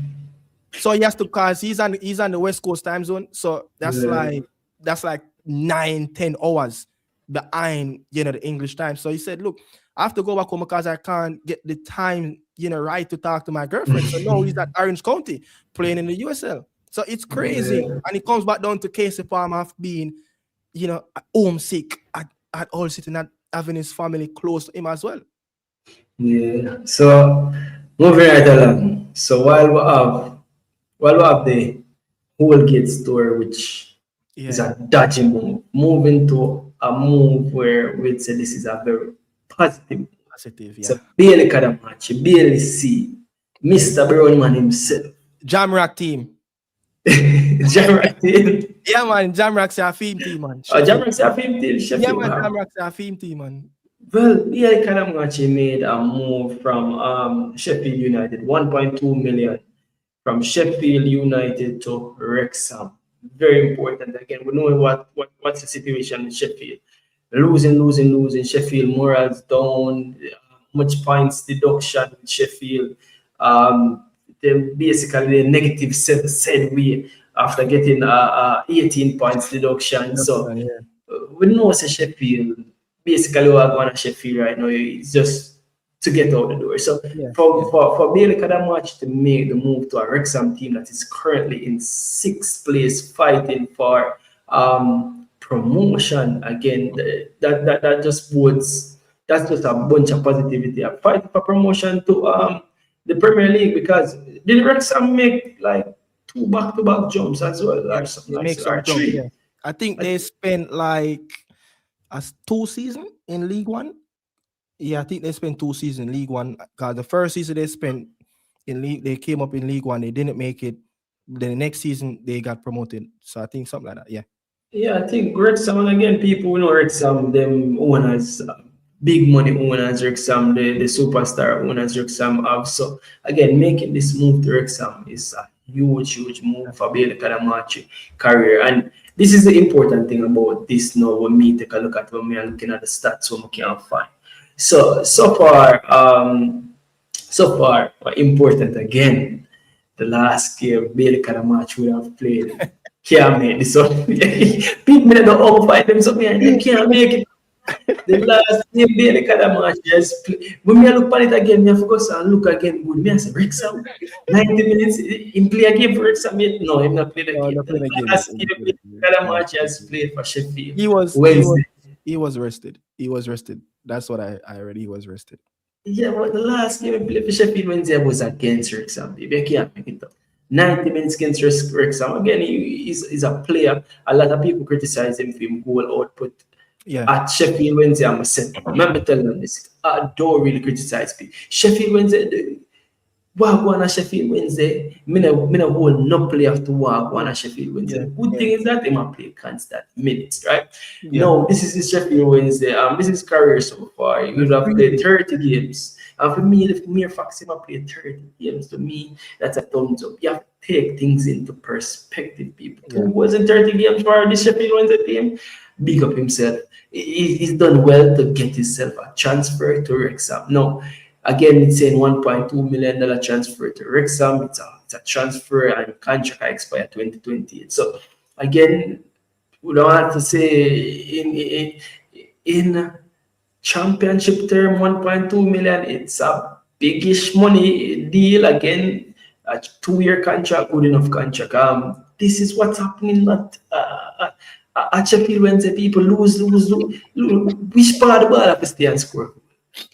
You can't play good at Sheffield, bro. You cannot play good, bro. The man them have used over 20 plus academy players already throughout the whole campaign. Can't do nothing with that, bro. You can't beat him for that. So, and again, look at Wrexham. Wrexham is currently 6th. Fighting for a spot. Don't be surprised. Wrexham actually make it. And again, while we look at Wrexham, we have to take a look at Coventry. You know, Coventry did run with the league, and I don't know why I go at Coventry. Just put them to Middlesbrough, I catch them, but I catch them. So yeah, moving right along though, we have to talk about also Reggae Boy Norman Campbell completing his $1 million move to Japan. Again, that one is very interesting. Again, I don't know. Sometimes I say, yo, the youth them have to go, they get the bag. They get the bag, they have to make the move, them will make sense for them. But again, there's a move like this. take him further away from the eyes of Wagwan. It's not top 20. It's not with a league rank. I don't know the league rank. Again, we know same grandfather the Indo, but in terms of eyes on the league, we can't just turn on my TV on my phone and watch some Japan league. I don't know. So I guess I'll have to be watching BAM Sports to see if not updated to see what go on. And again, he would have gotten an assist. He have assist from them. Yo, when them league they play, we are sleep, brother. They are sleep. See, yo, when them league they play, we are sleep, brother. Judge. So when them league they play, we are sleep, bro. Or Yeah, rest like that, bro. Don't know, so big of yourself now, man. Can get the bag here, but I don't know what this means for Jamaica career. Again, you know, funny enough, me and Chorus I talked about this earlier in the day, and we are like, yo, why when the player them stretch a bit far from Europe, especially in Asia and continent of Asia? Why is that we normally turn our back, on some of those players as well? And Chorus was like, if the plane ticket too expensive for JFF pocket, but we see Ravel come cross, we see Mason Holgate come cross. You understand? We see quite a few players, come cross the Asian continent, but we don't know. But I don't think we should really play down the Japanese league. I think it's a very fruitful league. Then especially look at some of the low-income European teams. That's their shopping market, to get really good Japanese players, and to see where Japan is coming from and to see how they develop their own coaches as well. They have some very good coaches, in around their football system as usual. They have some very good academies. So I'm expecting, Norman Campbell, to play some very good football as well. It's a very fast-paced league. We know how, these Chinese league, the Japanese league play, but the Japanese league is more of local merging, with the small minorities of foreign players, but it's a very good league. But when he got a media house, he said, back your talent. We want to see the youth them back them talent. Even I would love just to see Norman Campbell give it one more shot at Randers. One more good season. Yeah, one more good season could take him away and get him into mainland. I remember a player, I think he signed for Celta de Vigo. That's the name in La Liga, Celta Vigo. Yeah. His name is Cisco. Also, I think he's a player for Nordsjælland in the Danish league. One of those teams, but he came really good, and he was a non-player. You understand? The league the season before. So yeah, I remember that player. I know that is just that is just football. You understand? Look, all right.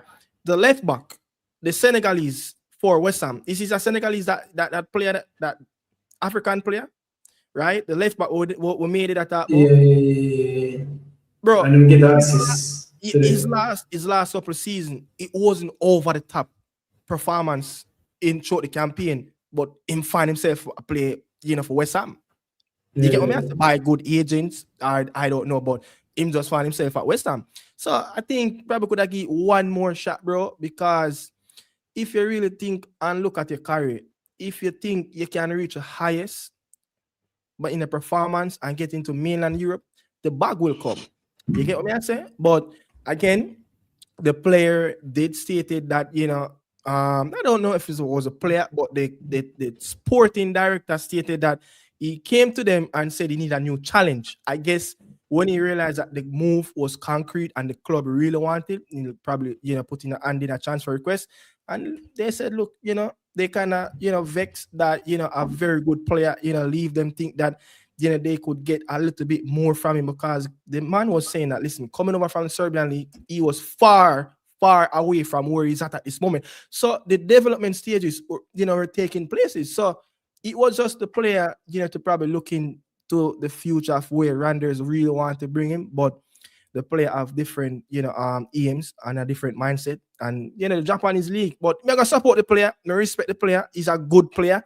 And we'll go back and check, some of the match cams that they had post up on their YouTube page. And now man Campbell seems like he had a very good game, for the team.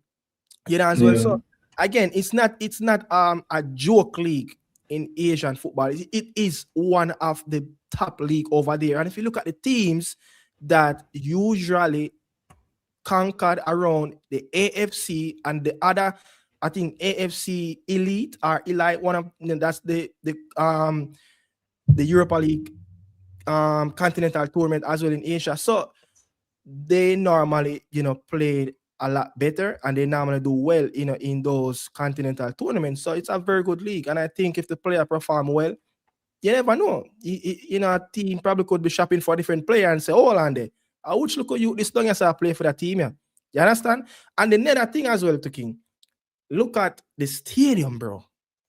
I said this in the video as well, like, he is going to play for a team that is well supported, 25,000, 28,000 every home game. That is some stadium to play in as well. Yeah, look at when the Japanese teams, the Korean teams go to World Cup, the magnificent of the supporting cast that, these fans gave their players on the pitch. It's second to none. Definitely. So support the move and see what make of it, but I guess let's see that gets him back in the national team or not. Moving right along, that 1 year was not. Was it really a transfer? It was a transfer. All right, so 876 Jamrock say you can watch back the Japan League like it's free on YouTube. So that is something I didn't know that. Okay. So that is so all right then. So I guess I can go back and watch some of the games. So I will be tuning in because we're a fanatic of when it comes down to football. Okay. So yeah. So moving on to next time. Reggae Boyz defender. We got 876 stream. 876 stream had a few posts as well.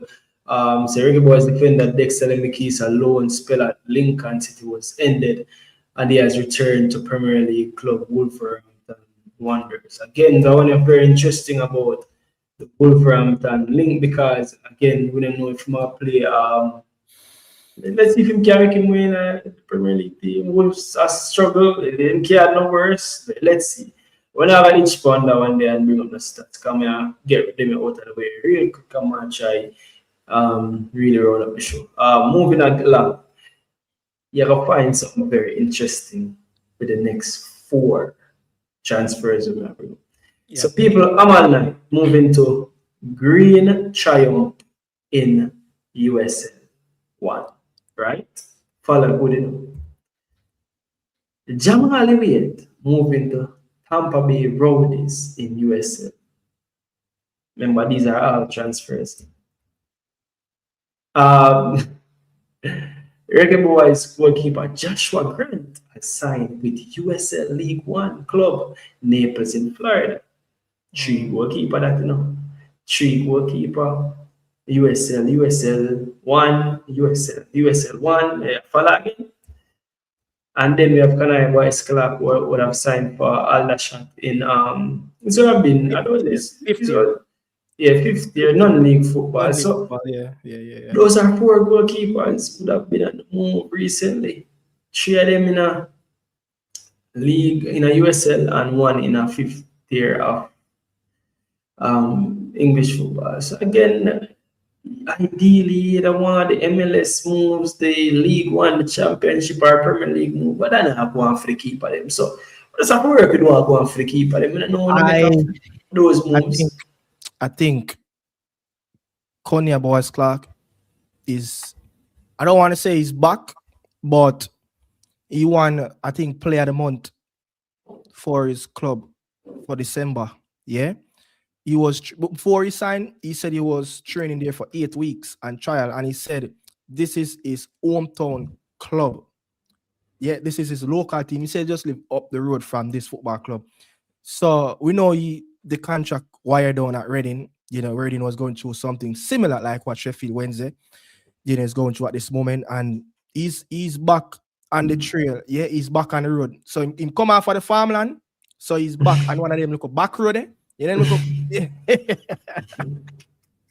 So him back on the back road, trying to get back his career back up to the level. But he's having a very good season. The impact that he makes on the club as a goalkeeper, and listen to the coach, how highly they speak on him.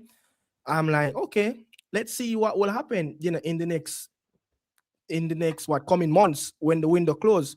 Even though I think he signed until the end of the year, then the club have the clause where they can, trigger and extend his contract to a further 12 months. So let's see what's going to happen, man. But just keep your eyes on him. He's one to watch to see if any football league from League 2 to League 1 will snap him up in the summer. But he's having a very good impact as well. So we make the three other keeper deals, USL. I think it's just a USL farmland. What do you call it again? I think I call it a graveyard. We make the USL for the keepers. The EFL, not the EFL, the USL, they want to get to the next level because they could see that they've been flirting around relegation and promotion. Yeah, they're going to have like a 3-tier system, right? Yeah. So they're trying to get to that next level. But at this moment, that's the quality. You'd have these goalkeepers. Which MLS teams really going to take the risk and a Jamal away? And I was looking at it when was it the Copa? Which one of the tournaments is it? The Copa America, where Blakey was out. Yeah, I think the Copa America, when we have Ecuador and stuff like that, right? And I was like, yo, you have a very good tournament. What happened? Is it that these players only have shoppers eyes in the USL? Like what happened to foreign clubs? It's puzzling. What happened to foreign clubs? You get what I say? So I don't know. And even a former Reggae Boy player, Errol Stevenson, came out as well. I think it was on Ryan show or wherever on his YouTube channel where he talk about when USL clubs offer him that's like stipend, bro. You get what I say? So I'm like, how many players really can survive off USL salary, bro? Believe it, bro. So but on the bright side, it's a move overseas. It's getting out of the country, and on the bright side. All right. Big sense out of this, right? Some of the most successful USL players. I don't know if I tell you this, but if you look at the top 3 or the top 4 USL who scored the most scores in USL, I think there's 2 Reggae Boy players. I think Rushan Dali and Nico Brett. I don't remember which one of them get a move. I don't remember if it was Brett got a move in Albania, but somewhere, one of those players, right, used to play in the USL. But look at a player like Nico Brett, an MLS club. An MLS club never really came in for Nico Brett. Or a Speedy Williams, who is probably the most successful Reggae Boy player to play in that league. Kevin Lambert as well, got the move. Someone said it's DN Kelly, big up Bam Sports. Yeah, but MLS clubs don't really come in for these players. But again, you remember when the last club that Flemo played for, the Birmingham Legion, right? Someone looked at me and said, they played with Flemo at JC. Know the player, like, listen, the man say, yo, I say, yo, why a player like even Flemo can't get an MLS contract? I'm like, yo, bro, you see players like even Flemo and probably 2 other Reggae Boy player, they will be making more money in the USL than if they go up in the MLS. I'm like, okay. So you get what I say? And again, if you look at the DP spots that MLS clubs have and their roster, is not enough, right, to accommodate some of these USL players who don't have a green card or who is not a citizen. You can fit in those local spots. So that is another thing again. So you look at the DP spots for MLS teams, typically goes to the European or the South American, or some of the Central American players. So that is a factor as well. The DP spot and the foreign spots really takes a lot by other foreign countries. But when Donovan Ricketts and Richards used to play for New York Red Bull, used to have a bit more Reggae Boy players playing in the league. As I said, sir, I can remember watching the MLS, and at one time I remember seeing 10 players, 10 Jamaican players in the MLS. I know that now you probably have about it's about 10 still, because you know so probably we still have about 10, but no, I don't think we have 10. We have about 5 right back. Exaggerating on that. We have about 5 right back. About 5 right back we have in a MLS and 2 other We players. used to But, have a few. We used to have quite but a we few. used to have a lot Yeah. of MLS players. We don't have as And much anymore. there's So. all right. So they remember I tell you this already, right? A few of our top players in the midfield department who got contract straight from Money Cup into USL or the MLS or get a contract to one of those elite school, playing in the Big Ten or the NCAA or wherever, yeah, they move away from their position because of a reason. Man look for me and tell me, say, 2 coaches look for me and tell me, say, it's very difficult for Jamaican born to make it to the MLS as a midfield player. Yeah. You get what I say? They don't look at us as superb as the rest of foreign countries. And it really, I hope not. How many Jamaican born leaving Jamaica, going to the US, get a contract in an MLS club playing as a midfielder? It's not many. Yeah. It's not many. You get what I say? So they kind of starve us away from the opportunity as well at the college level as well, bro. There's so many players that went to the collegiate system and they just get washed away. Yeah, it's very puzzling. Brandon Cova, you say? But moving on to Brandon Cova, very interesting one again. Brandon Cova, another player moving, another midfielder moving where? To League One? League One. Yeah, we have midfielders, nothing in League One. People. Them nothing in League One. It might sound like joke, but me I tell you. What for mothers? That's a good question. Can Be a League One, the League One enough, me I tell you. But Reggae Boyz, it's a 22-year-old Reggae Boy Brandon Cova has joined Rotherham United in English League One. This move ends a 16-year spell with Leicester FC. And you know what interesting about this? It was the same weekend when Messi Brandon Cova actually make the squad and up on the bench for Leicester in the championship. So I say, I remember seeing that on the same weekend. I say, he look like say Brandon Cova. Can make a kicker no make a run. Next thing I know Brandon Cova get sold to me. I say, what is Father God? You can't make this support.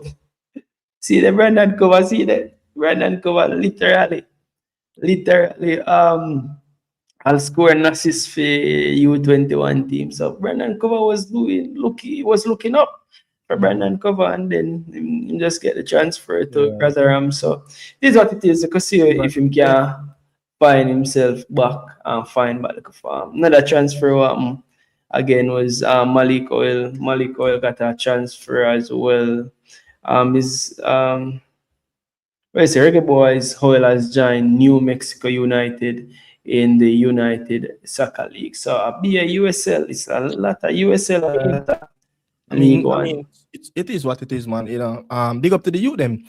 Getting the contracts, after season in the USL, I think it's a lot, it's not far, but it's a lot better, sometimes financial wise, or sometimes, get exposed to different type of infrastructures as well. Because you have some USL team, they have some very good infrastructure, bro. Like the infrastructure that all the players in play, they might pay their players, on some salary like, $4,000 a month, $3,000 a month for certain players, yeah.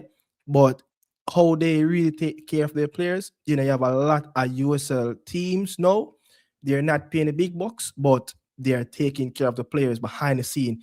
The medicine that being integrated into USL, they're bringing in this, the same type of doctors as well that, the level of where, the doctors in the MLS, they're dropping down as well, with the same experience to really accommodate, the USL. As I said, man, the USL, I think they're on their way up rather than going down at this moment. So, we're not knock the player them, bro. We're not knock the player them.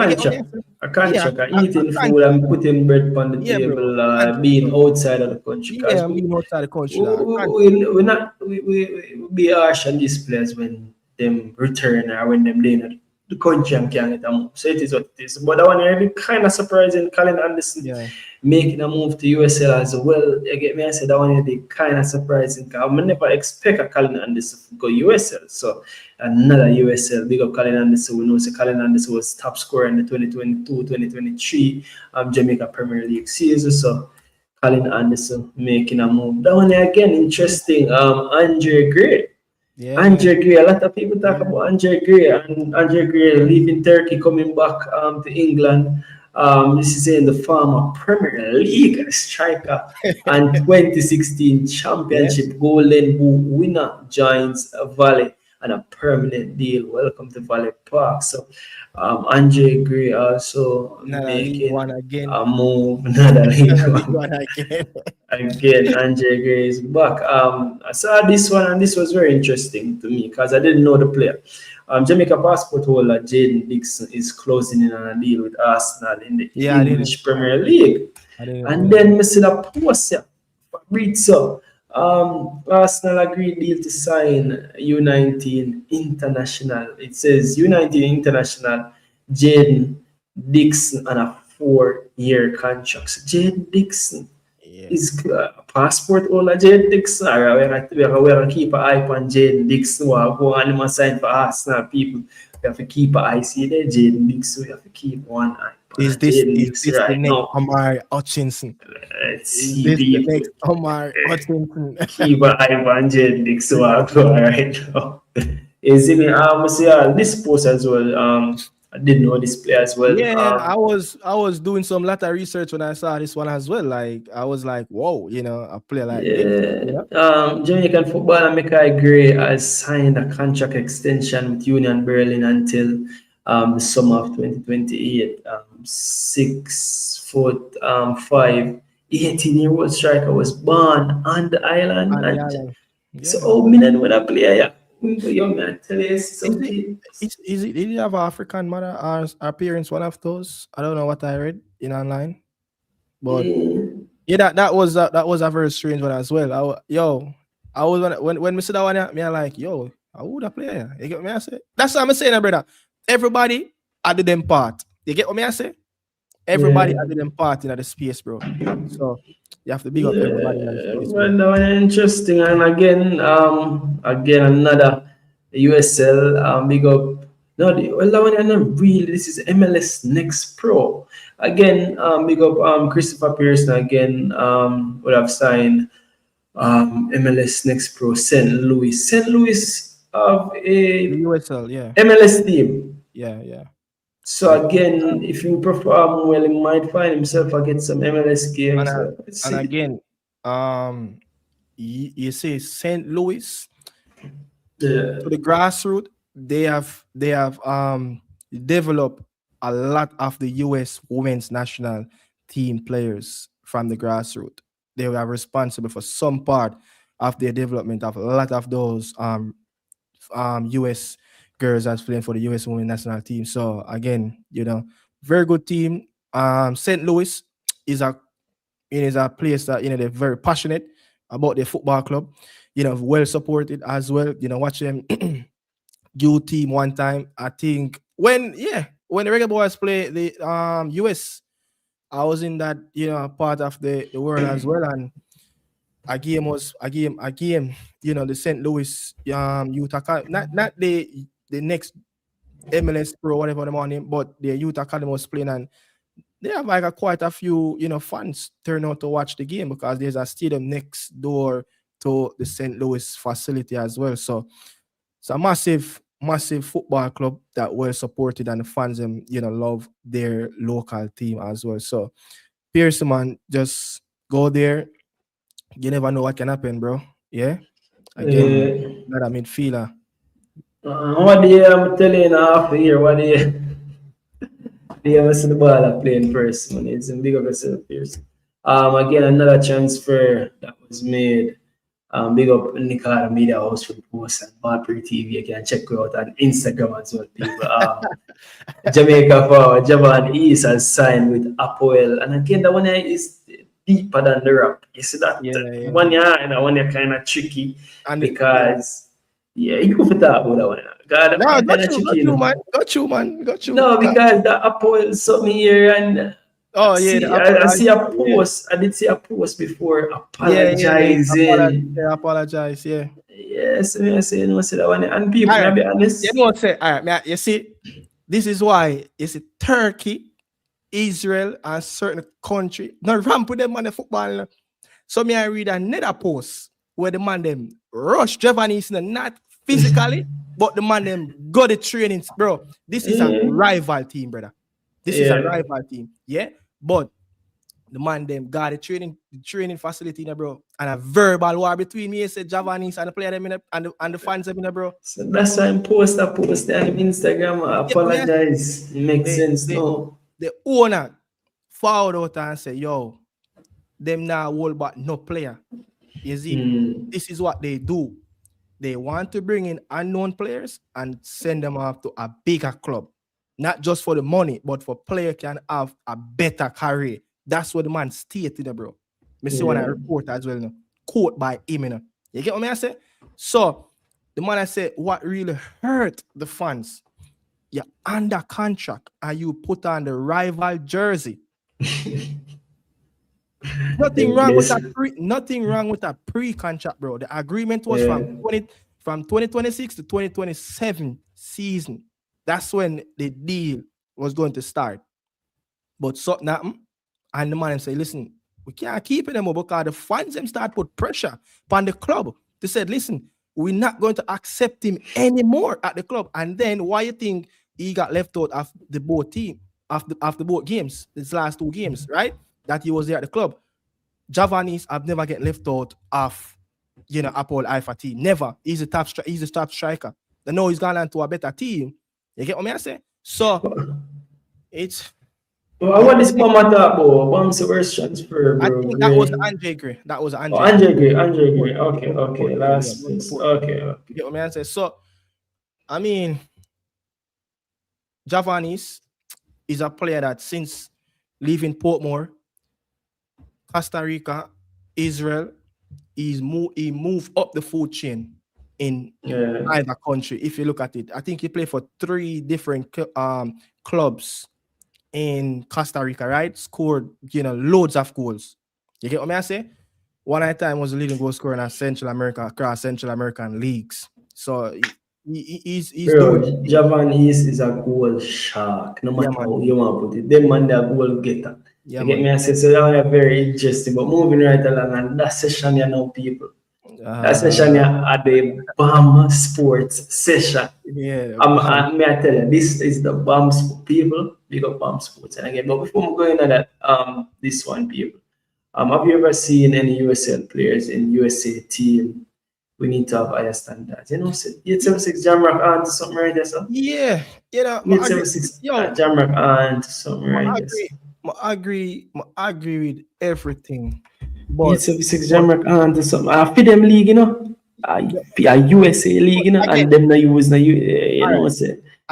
Something right there, sir. The Spanish Segunda, the second tier, Bundesliga 2, the Championship, or the Serie B. You're not really see players like that playing to the national team for those countries because they have the players who them can pick from locally. You're right.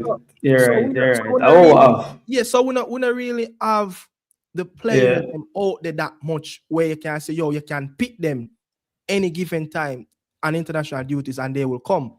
They might be heritage players that have never represented the country, but them still looking at the bigger picture at that country where they were born in. You get what I say? Would I wish we have the plethora of players them that the US have playing in the Champions League. We don't really have that. So when you look at the MLS players, why would they even go to the USL? Facts. Yeah, and them not have, and the truth be told is, as I said, them not have the same you call it barriers for entries. Them not have them not have to worry about who and have a green card from who have a green card. Them not have to worry about the spot. So yeah, you're right. We have to take a look at the we call it, No, the yeah, we know, factors no. All right, were we know, involved. all right, but you must say we know say that now gonna ever happen where you see USL player get into the US men's national team. Yeah. But if you do it with comparison, it's chalk the cheese when it comes down to talent that's available at the highest level. Fox. And again, it's one I think when we start do of late is for compare Jamaica to a United States when US have what 300 times more people than Jamaica have off the top of my head. How much people United States have? But you don't have to go that deep. Look at the club. There's what 30 clubs in the MLS. Yeah, it kind of unfair. Sometimes when we compare ourselves to these great powerhouses, these great countries, we have so much more people than we. Sometimes I understand, say, yeah, that is a standard we I look forward to. But I think who are we? Who are we? Who is the blueprint? Who we are used as a blueprint? As a small country like Jamaica, we have 3 million people. Yeah, we have 3 million in diaspora. But fine, show me one other country. Yeah, fine, I know punch above weight.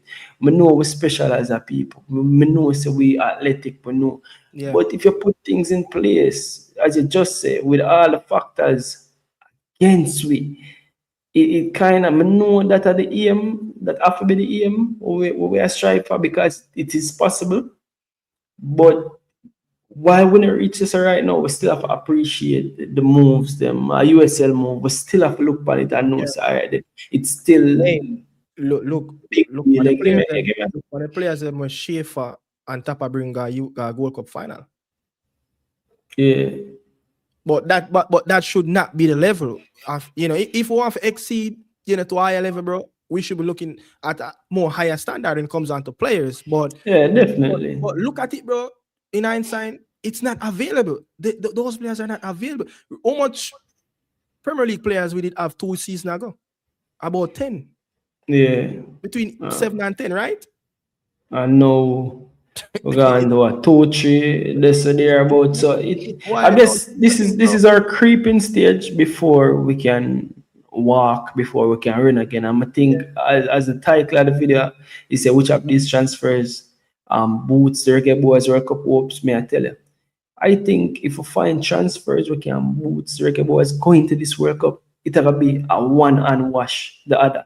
You can find players get them big transfers there if we end up got a World Cup. So you can see the fruits of the labor they coming from that. But me have to take time out to pick up Jeremy and Current keep coming through with the super chat people. Jeremy and I'm going to remember say the super chat actually active. And if you want to bless up the channel, first and foremost thing me ask you is hit that like button. Second thing is share the video them. Third thing is the super chat is available if you want to use it. They definitely use for bless up the channel even more. So big up yourself, Jeremy, and respect for the super chat. Jeremy and say bless up everybody. Nothing me call in tonight. Enough players we have, man. Been I tell you, bro. And this is not even 1% of the players them. So it's just a few. But we can take a look at that the next transfer on screen. Because me know what they are and me know we will have vibe, bro. We still have to watch it time. Remember, so we have obligations tomorrow and thing. It's not supposed shouldn't have been so long. But when time Nika people, when time my brother there, this is what me and Nika do daily. Yo, we are bleached for that one, you know. We are bleached for that one, yeah, but this is what me and my brother the daily people. So when I say we are this is just natural. This we do every day, every single day. This is what we do. But yeah, Jordan Fletcher again. You know, I find this very funny. I love that transfer. Because I see JJ post on him Instagram with him suitcase. Are you link me? I said the ball I go play at Turkey. I might have been I never be link. I say yo, I never be link. I say JJ sample man. I see the man post on him Instagram. You know, big up Bomb Sports with him. Ticket in him and say Miami. The man say I'm out of here. Big up man. Yo, the boss Yeah. step will force that before we reach in destination. JJ, big up yourself. Big up again, Bomb Sports for that one. As a see there now, Reggae Boyz striker, 27-year-old Jordan Fletcher is set to leave Montego Bay United and join Vietnamese first division club. Haiphong FC on a permanent transfer for the remainder of the season pending his completion of his medical. And he can't go over there, go look on JJ page. Right now, JJ, I became must say medical. I go on. So when BAM Sports announces, it never confirmed fully as it. Yeah, it no look so. Alright. You know, really say BAM Sports to that, you know. It's very say BAM Sports to that mean it clear. But it come like me and BAM Sports along the furlong, I try get over the line with a transfer because I go over a page. I'm see BAM Sports, I follow me and say, but the ball reach us yet. I say, but the ball I say, yo, the ball reach when you say it. And BAM Sports over here already. And I say, yo, BAM Sports, yo, you do a good job in the youth. Yo, me I say, yo, you do a good job, car. BAM Sports, yeah, for that club where, yo, me see ya for that club where my step in going up. I say, the pump peak. All that meaning I do some damn good work. Yo, you see some research on the bro. Me have to give it up to you, bro. All right. According to reports though, we say ball finish completely. But when I see no, it's right now. Bro, look on the man page right now. Go over there and look at JJ's page. The man I make you know say medical one right. Let me see how long it posts. Let me look for it. Right? Yo, Fletcher, bro. Fletcher, me I tell you, Fletcher the man, drama man. Fletcher a drama man, me can tell you that. Jordan Fletcher, big drama. Let me see when he post. JJ catcher. He post the medical picture 2 hours ago. It says medical. The one I've been put. Yo, JJ, an individual link me and say, yo, it's when JJ move, you need no source. We tell you, JJ, I got track him, bro. Transfer on his Instagram where he always post. I just in that. You get bro, the man is a character, bro. And the man, honestly, I was very, very impressed with Jordan Fletcher this season. Very, very impressed with him. He might give me, you know, and it's a reason I'm put these 2 posts. Why I think Jovan East and Jordan Fletcher? I think Jordan Fletcher is the new Jovan East in a way. And give me that Jovan East vibe there again, bro. That left foot clinical finisher there. So you see, I think Jovan is, you know, seek out, you know, we used to go to school together in the same class at Calabar, but you see that hunger is there. You see, be that scavenger in the box of want to pick up anything.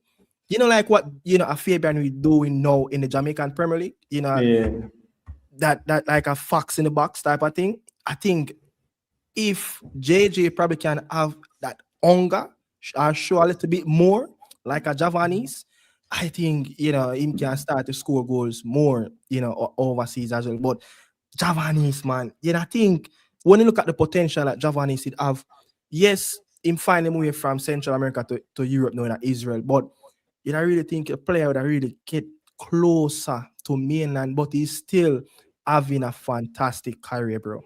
Any Jamaican is always a score goal. Bro, any Jamaican you ask, you want to have a John career at this moment, bro? Then when I say, yo, give me John career at this age.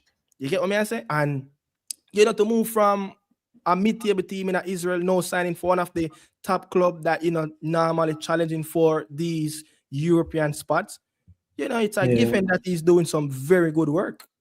Yeah, man, definitely. And so, boy, here we go. So come back, yeah.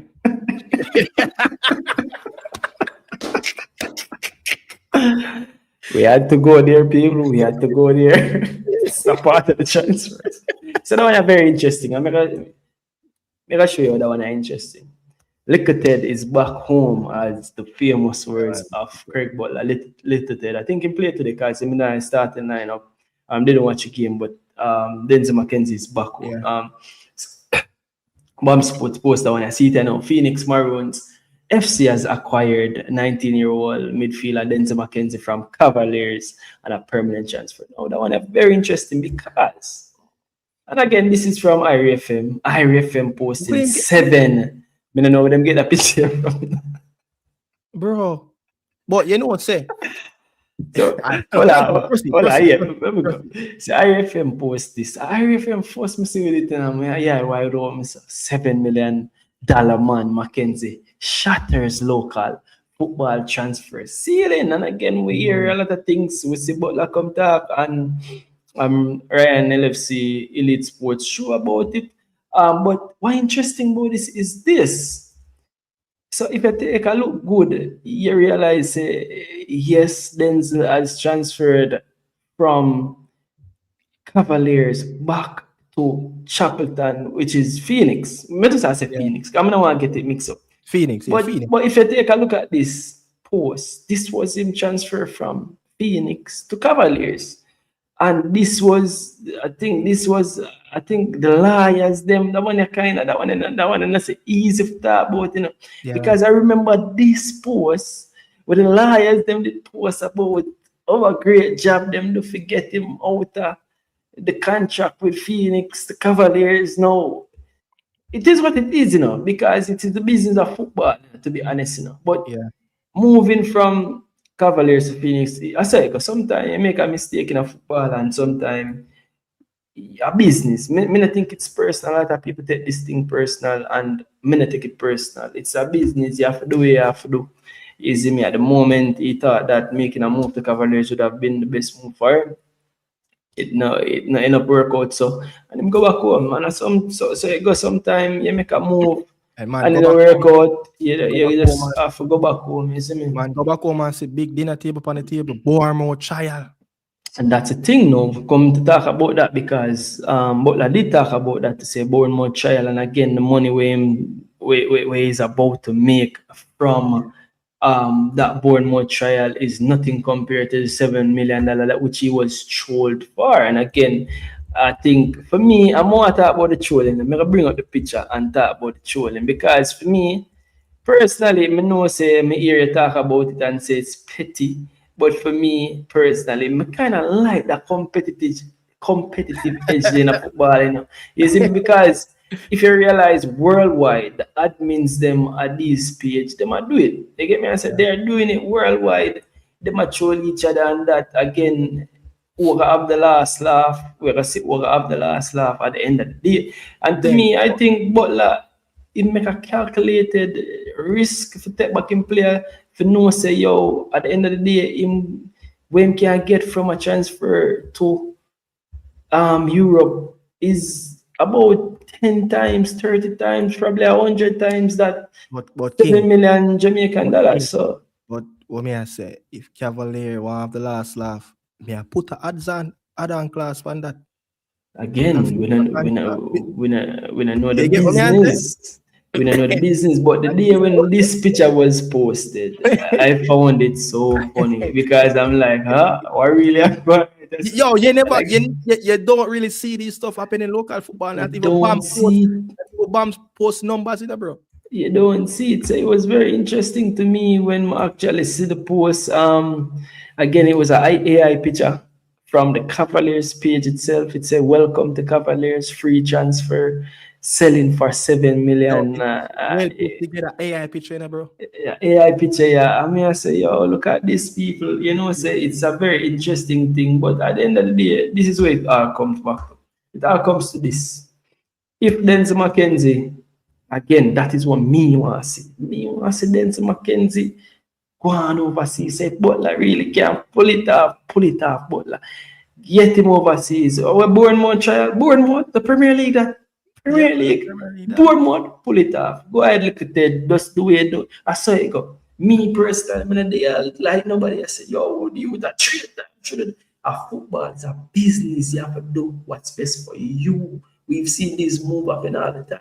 You do what's best for you, in your best interest, and keep it pushing and just some look at it. And again, the next major transfer again in the JPL was our failed transfer of Franco. Celestine will fall through. Again, now be a drama go on this transfer with you know. Locally and abroad. Yeah, this Montego Bay United cave in and Celestine again. That one are very interesting. Montego Bay United have rescinded claims to have signed highly rated 17-year-old Asian attacker Franco Celestine, pulling out of what seemed to be a brewing controversy over where the player's future lies. The decision comes just days after the Gleaner unveiled an emerging tug and war. And again, the tug and war did go on with Celestine, and then decided to pull out. That's how you go. And again, Mount Pleasant go to them way again, just like Denzel McKenzie meeting the player, him ceiling is very high. So the money where them can make from selling Celestine. This was Celestine Franco at racing in Spain. So again, probably them see him as a big money for make off of Franco. And Is he 17 years old? yeah, I think he's 17. And again, allegedly there's a lot of issues with the whole transfer and him being a minor and all of that, which me not know. So me not even want to talk, but me not going. So that one, very talented players, both of them. Again, this was another transfer was going again. Christo J. Daly. Yeah, like Nicardo.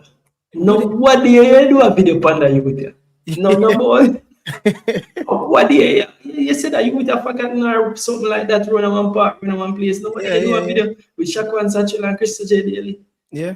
How surprised are you to see that it make a return? All right, let me see what it's first. Mount Pleasant Football Academy has acquired former youth Reggae Boy attacking midfielder 23-year-old Christo J. Daly from North Macedonia First Division club FK Rabat Niki on it's a permanent transfer. You thought this was a loan? I think his deal did supposed to run out at the end of the campaign, as I think. Bro, I never realized it's a permanent transfer. Anton Pree this. What do you make of this though? Well, this was a brave one, to be honest. Yeah, I'm like, okay, Christo J. Daly is coming in. What happened to Maggie? What happened to Lamar Walker? What happened to the former STG player again? What's his name? Coming from Portmore United. I forgot his name. What's his name? Former George's man. Cavaliers. Come from Portmore. Can't remember his name. Who is that? Playing for Mount Pleasant. Bro, sometimes I don't even remember which players they are Mount Pleasant. May I be honest? Me don't even remember which players they are. Alex Marshall. Alex Marshall.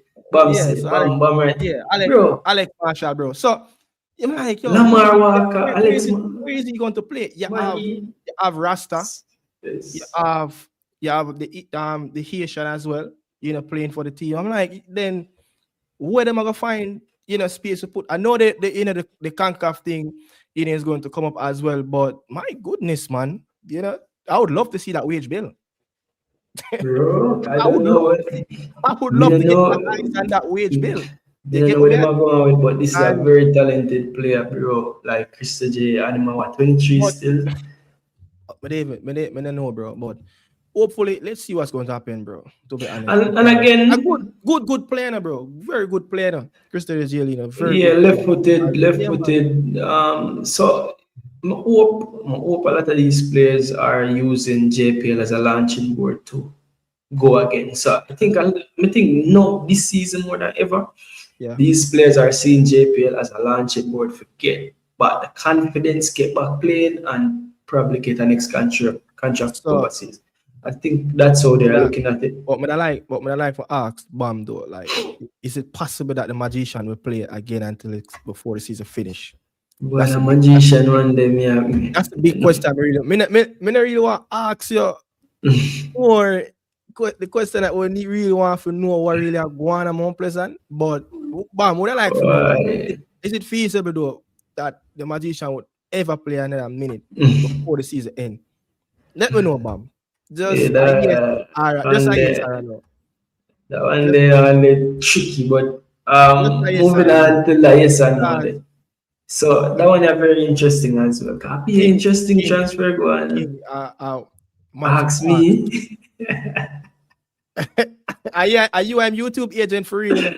Yeah, yes, sir. A YouTube agent to the bro. So like the magician, I couldn't know what I'm going. It's so long me I tell you. It's so long me I tell you say yo, this some little grown. Here what go out. You know, bring it on the platform. He's not gonna come on the platform, but yeah, ask magician like what really I want. Gosh. Demon, I go. Me not a part of technical stuff. Actually. Alright, so moving on, I'm kind of try make sure I'm not pass 12 minutes. I'm not going to pass 12 minutes. So moving right along. The Kimberly Scott transfer. Again, I know a lot of people don't really understand what going on. So, or see what going on. So, Kimberly Scott, how about you? Yeah. You know, so when we see Bas Reynolds left Harborview. And the No, first thing me da wonder if the Eki coach, if Kian did a step up to be the head coach, and again we see that never happen. So we see Kian left as well. So we say what happened with the ball of them because people, Kimberly Scott, literally look on this and look on the dates, you know, make sure bring up Sports again for the whole of them. Yeah. Sports, see they know Cavaliers acquired 18-year-old striker Kimberly Scott from Harborview and a permanent transfer. Watch this now. This was posted when? Let me look on the post date of this. This was posted January 10th. Follow me good in the people. Look at this now. Terrence Williams following in footstep again. Because Terrence Williams go again. Same thing. Cavaliers has acquired 18-year-old midfielder Terrence Williams from Harborview on a permanent transfer again. Yeah. And this again, January 10th, same date. Watch this now. Who remember that post here? No, other post. Let me see if I get it mixed up. January 10th. Hold on. Let me see if I can find them. So, I guess I'm going to have the post them.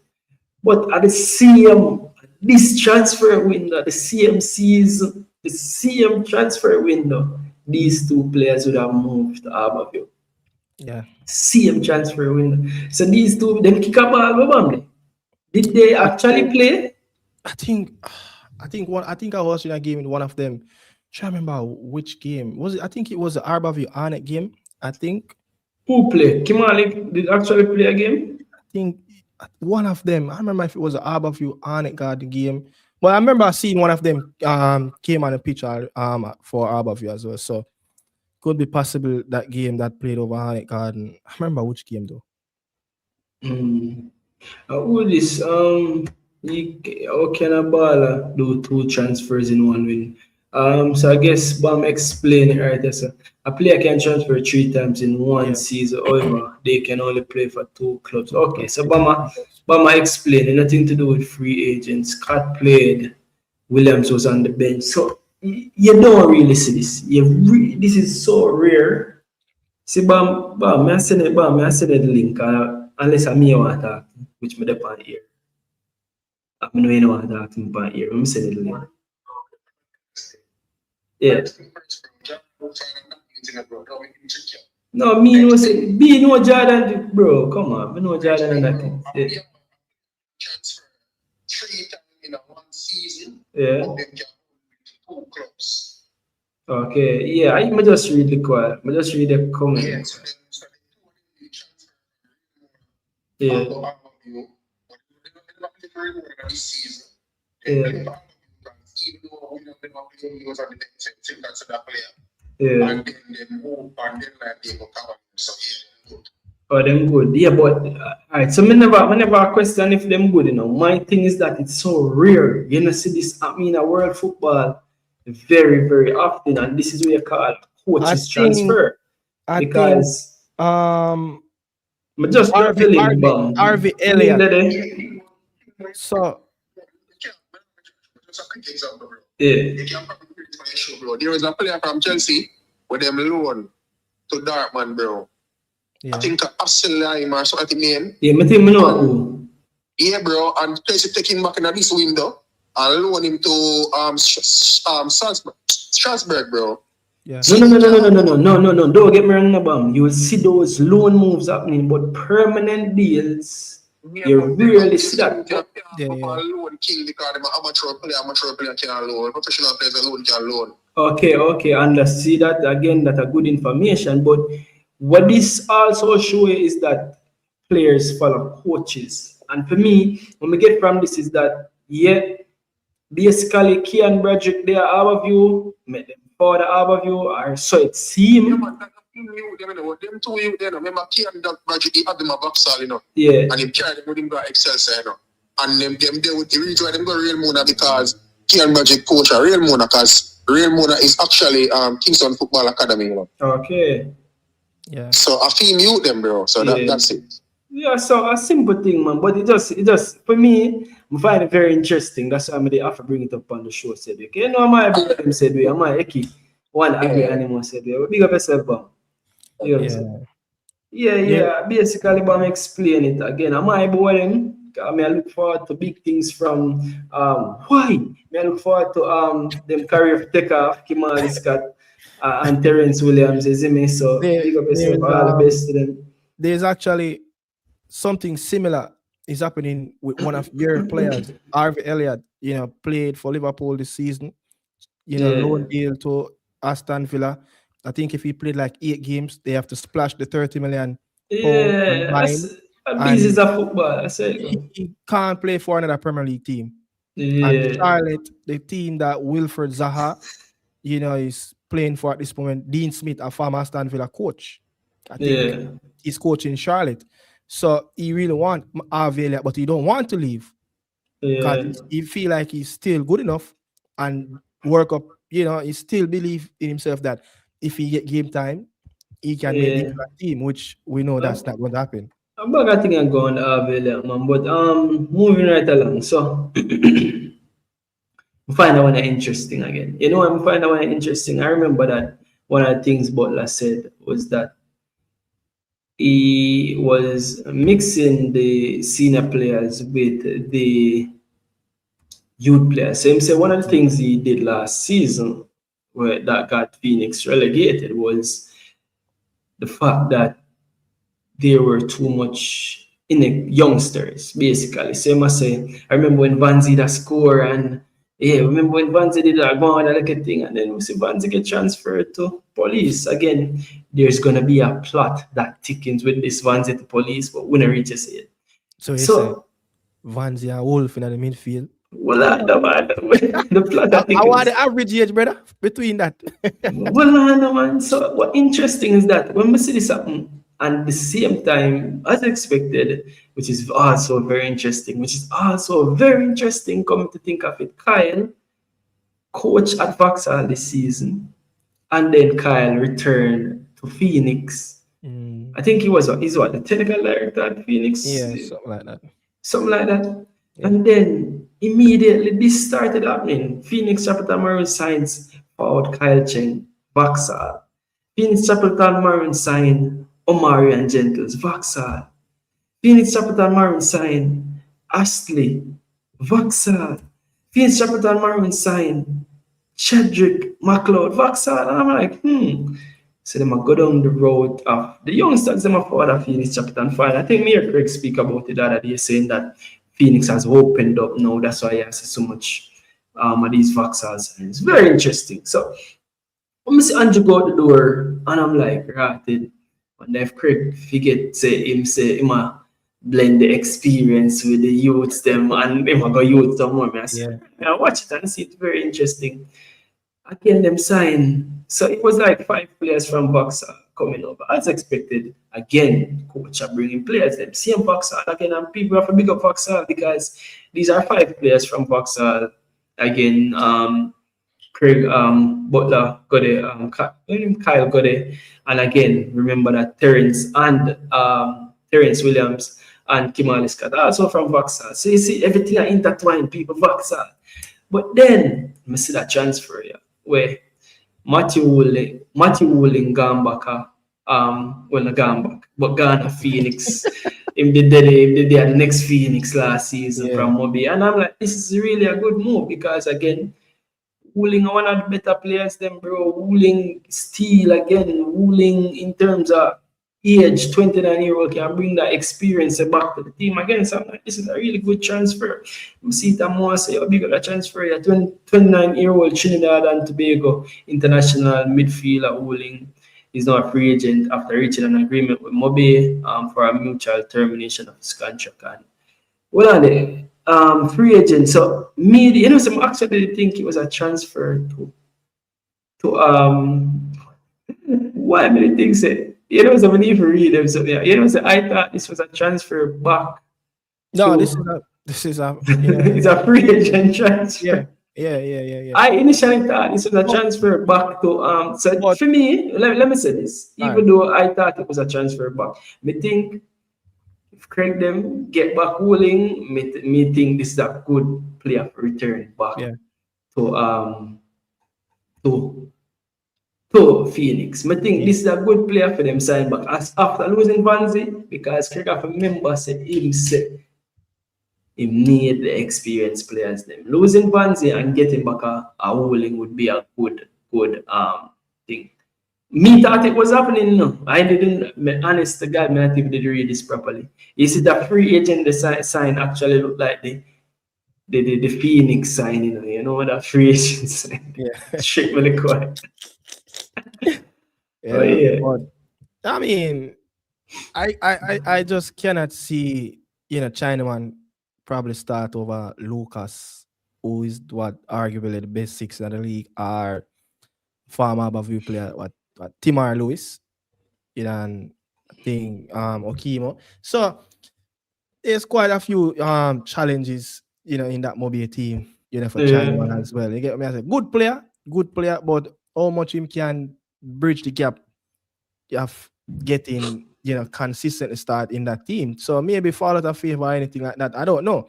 Or there's a possible transfer. But if you look at the foreign players from Mobile, they're moving away from the football club. So you're looking at it like stick up in the foreign players moving away from the club. But look at this. This is Cavaliers again. Pardon me, I don't know this player.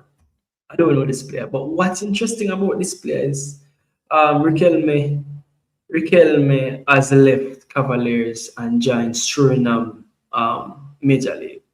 Again, that's a one player. Sita now, Suriname international defensive midfielder, 23-year-old, has left Cavaliers and has gone back to Suriname. Shaquille Stein has left Cavaliers, another Surinamese player.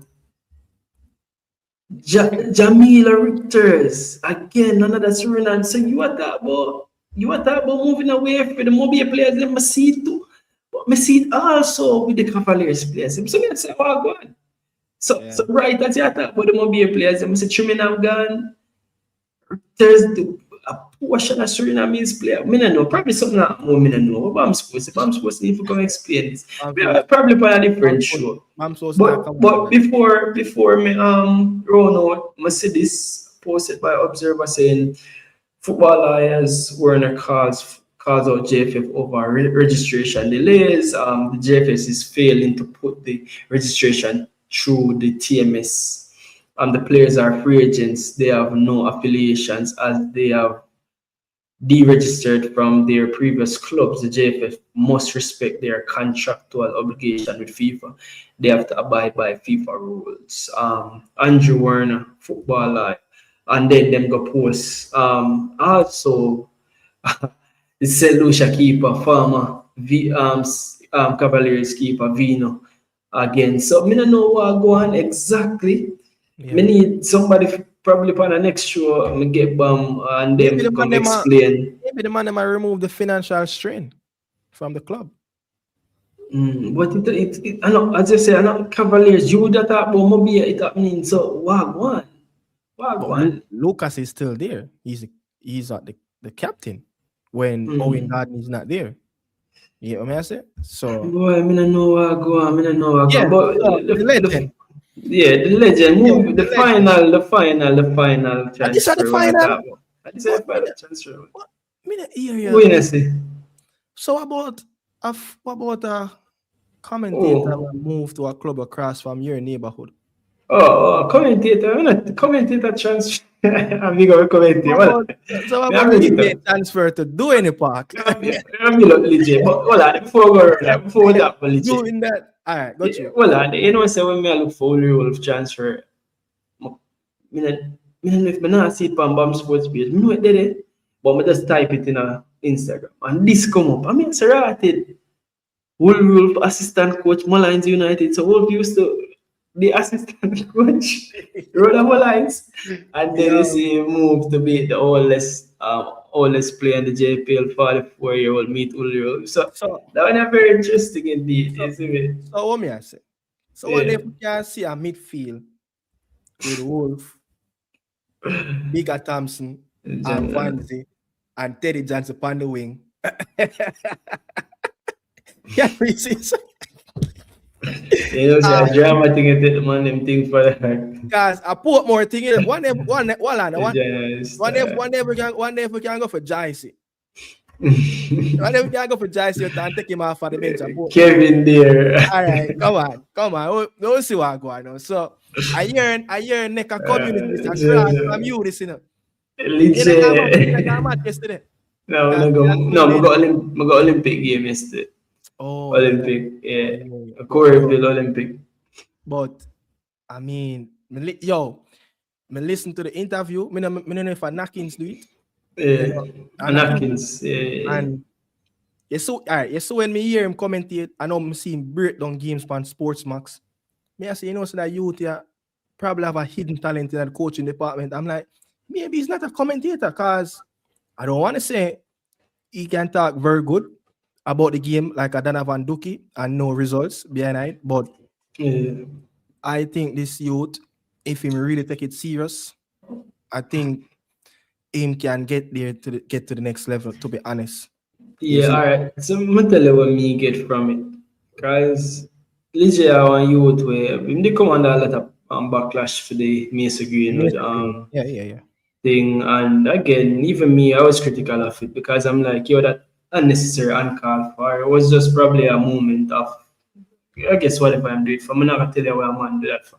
Again, but when him talk, you can see him have a sound knowledge of the game. So seeing him move into a technical director thing, again, at the human being, competitive nature all the way. I say, you know, say every time we go over Olympic Garden, them always I say, yo, King, where are so I say, you know, so I need to take up a technical director role over Olympic Garden. No, and I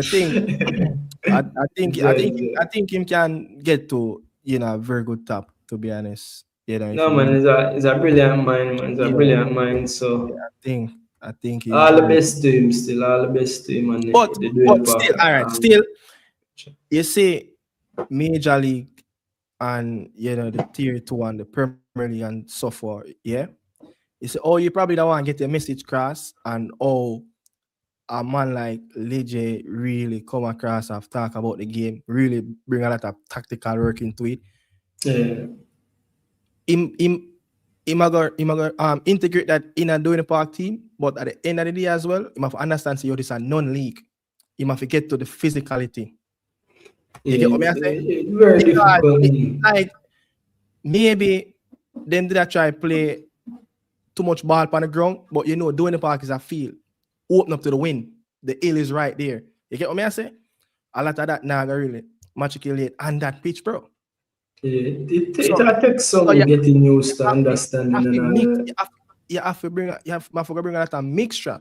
I mean, know him probably analyze it as well. Say, yo, you now have the technical and the tactical players and really for think the game and for do the technical work. So wait, he's actually coach. Because it's a technical director, somebody kind of confused. We never really look a lot into it, so they kind of confused. You don't know a technical director very close to the coach, but sporting director for Cavaliers. That's a good talks. I guess one fancy word them I use now, technical director and sporting director and all kind of director. But yeah, but bro, to be honest with you, I'm sure I think. But me like it. But if you look across football, right? Yeah, younger minds are coming into the game. Facts. That is the important thing. You see That is the important thing. Kyle Butler go to East and get the best out of Vauxhall players. During the potential out of them, bro, the quality. Yeah. No, and you couldn't really find too much coach go out there and do that. Facts. You get what I say, bro? So younger minds, and this is what the game needed. All right. Me and you and a past player on the phone, and we are talking about when we did play Cassava League and schoolboy football in Jamaica. A whole rule for them, man. They only could I get the games. So when we was a youngster in a football, in a football, at the older heads in a Jamaica when we was a youngster. But now when we get old, football is for the young youth them now. And now you see the younger minds in a coach really are come about. It a change, man. You see the Bradley Stewart, you see the Jackie Walters, you know the Downs. Well, you don't really see most of that again. So me wonder if it was, I don't want to say gatekeeping, but if it was just looked at that only older people could have really coach or get across certain things back in the day. I don't know. Or probably the knowledge of the game wasn't there that much, so probably it's a lot of factors to look at. I say one thing or that. It's not about just football. It was a cultural thing in Jamaica. Look at the media. Younger people taking the time breaking into broadcasting as well. You get what I say? Looking corporate. Bro, me used to have a few family members working at corporate. And them never used to really talk about young people. It was be older heads. Now you see younger people getting into some position, you know, probably early 30s, 31, 32, mid 20s, breaking in as well. Some younger females. You get what I say, bro? So it's like a cultural thing in Jamaica. If you don't have that experience, I think campus or somebody come on the live out already with gun as them. I must say, like, I think him finish college or whatever, and he need the experience. I must say, you go get some experience, and didn't have that. So the man I say, if everybody reject me, who are gonna give me the experience? Yeah. You get what I say? So I think it was like a cultural thing in Jamaica at one point. But Nakins just say, if me not ready for left yet, bro, we kind of drag it up because you probably like do some editing at this moment. Do it at Nakins, me ask it. You pre-record and upload the premiere, the Arnett Garden, the West King story. Yeah, I see that today. All right. Me no want to go around this still enough. Me no want to create no controversy when for come for here. We leave that alone, brother. But what me I say, since we're there for here, go do some highlights for the video. Cut it out and get some a 10 to 15 minute clip. If you don't do it already. If you want something to do. I think Nakins have so much work for the bro. You get what me answer, bro? Nakins have a lot of work for the man. But yo, bro. Yeah. Big up yourself and you don't know this is what we do. Yo, people, this is what we do. This is me and the card regularly. Any day, every day, we just talk and chat football. So when we are doing it right, so this is just what we do. You see me? So the vibe I go ride, the energy I go ride, it just I go always. And Jordan, the voice of make some clips at the live. Clips are on it, John. Some highlights. Yeah, edit me. Edit. Yo, the more we continue the conversation, and the more your eyelids keep up, because the moment naturally you're like coughing, bro. Yeah, when I sleep, you start to do some overlay, you start to do some, you start to cut some point and now drag it go around one part and then I lock it, bro. That happened to me already, bro. I edit, and when we look, I wake up, me I say, yo, all the back part of the video reach one at the front. So you know, I say Monaco. I actually, usually I say I do the live after I do the live, I do a video, right, but not in the energy. No, bother with that. Coming at the recording yet. We are gonna record. Yo, when this lock up, we are gonna record, brother. Okay, that man. We not done do my record yet, brother. I'm gonna come on the show. So guess what? Each one. Yes, watching a man, brother. Yeah, at the show, so we can't go to the live. So we can't go to the pre-recorded right now. You see whatever you got talk about, me I go run it out. No wipe on that one still. Why? Me I gotta do some work behind the scene when the live are close out. You get Alright, here we go and then we end the live right now. So people, here we go. People, this was fun. And again, I'm glad say I managed to put most of the major transfer them in a one. I know say you never see me for a minute, a week, and usually me for talk about these things daily. Again, I never get to talk about them daily, but I'm there. I'm try to round up everything in our life and make sure. So I don't think I missed any of the major news. If I did, so be it. I tried, people. Again, look forward for the videos them are drop this week. Videos are come this week. No, like come get this out of the way. Look forward to Reggae Boyz watch again and come up. Look forward to Nikada Media House. Nikada tell us him a drop. You don't know, people. Tomorrow Monday morning, look for your man inside. Video drop midday again. Say I get morning, I get lunchtime video. Easy me, you might get who knows, you might get a evening live tomorrow. You might never know. So just look forward for the work. Right now, bro. We are gonna do some recording and we're gonna watch some cricket, bro. So cricket, yeah, bro. T20 World Cup, bro. So nothing. Go watch some T20 World Cup if you want your eyes and get entertained on the TV. But people, it was so much fun. People know, like it was so much fun. Crystal up, you know. Crystal still up. Yeah, man. Crystal. So when she see my company, the live, she have to go make a little snack and get some tea. Crystal up and she what? People like get up in England now for go work in a brother. And Daniel up on the shows. Daniel up on the West Coast. Him just probably got a bed, you know. Around what? Just like California. So about brother, how much? The show big, you know. How much time zone I watch the show, brother? I don't even know, bro. But here we go. I run up the show so we can do the video. People, you don't know people. It was so much fun. You don't know until next time. You don't know me. They have my brother from another mother. Nikada Media House. Speak up yourself, Nikada. Is in give thanks for passing through. Give thanks for Bonafire.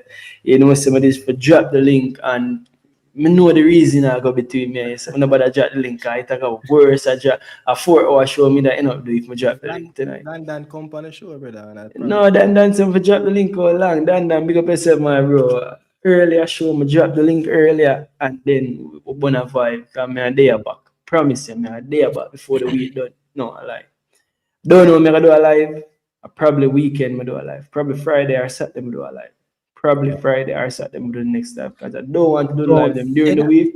Don't say that. Whisper of Match Tuesday. You never know. At Tuesday. I'll do video. If me I do not at Tuesday, I do it as a video. Tuesday. So you never know what probably. Yeah, you never know probably. Bro, if 4-4 produce Tuesday, you know, the whole space lockdown, you know, all knockings or cover JP like cover Whisper. You know? For real, man.